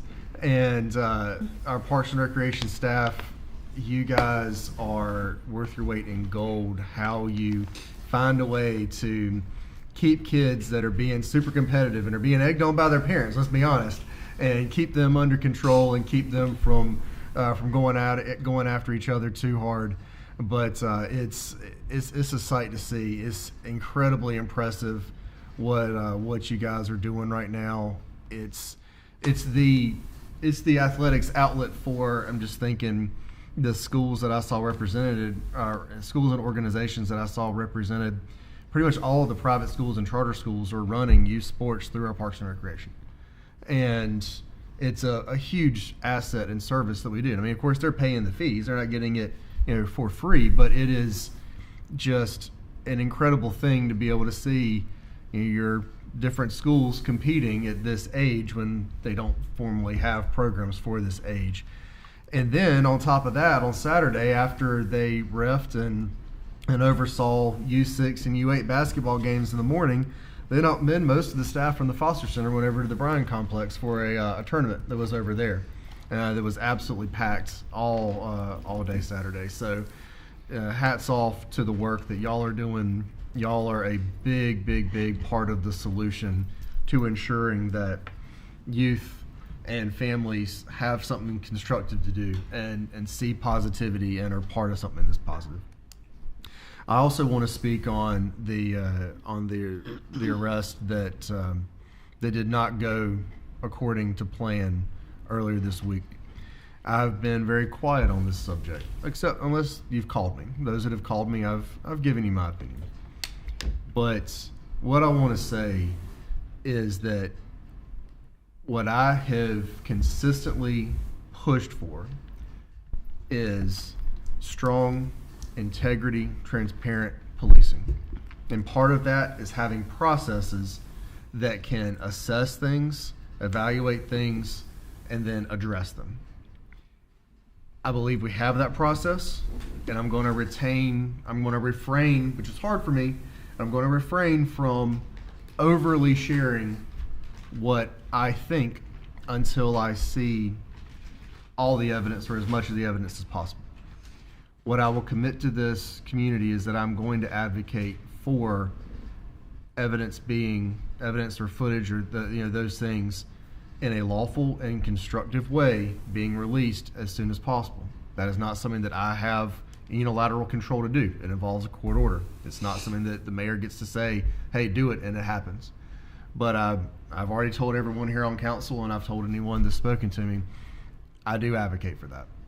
And what I'm happy about is that the other leadership in the city, including our police chief, is also of that opinion, that you need to be able to show as much as you can, as quickly as you can. Of course, you got to go through the judicial process to get things released. You got an internal investigation, so we're going to kind of refrain from an abundance of comment until we know more that's going on. But I will continue to advocate for strong, integrity, transparent policing to where that everyone in this city knows that when they call, they're going to get professionals that come to their assistance.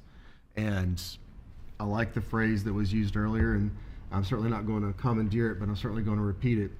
You should feel like you're safe and in the hands of a professional, even when you're the one that is the reason for the professional being called. And I always want to ensure that that is what we are able to produce here in the city of Goldsboro and the Goldsboro City Police Department. So with that, council, if there are no further comments, let's move into closed session. Mr. Lawrence, as I understand it, there are 2 items for potential litigation. Am I correct? Personnel. And potential litigation. And potential litigation. So, council, I'll entertain a motion to go into closed session to discuss an item related to personnel and an item related to potential litigation. So moved. All right, motion's been made. Is there a second? Second. All right, motion's been made and properly seconded to go into closed session to discuss an item related to personnel and an item related to potential litigation. Is there any discussion? Hearing none, all in favor, please raise your hand. All opposed, same sign. Seeing none, motion passes.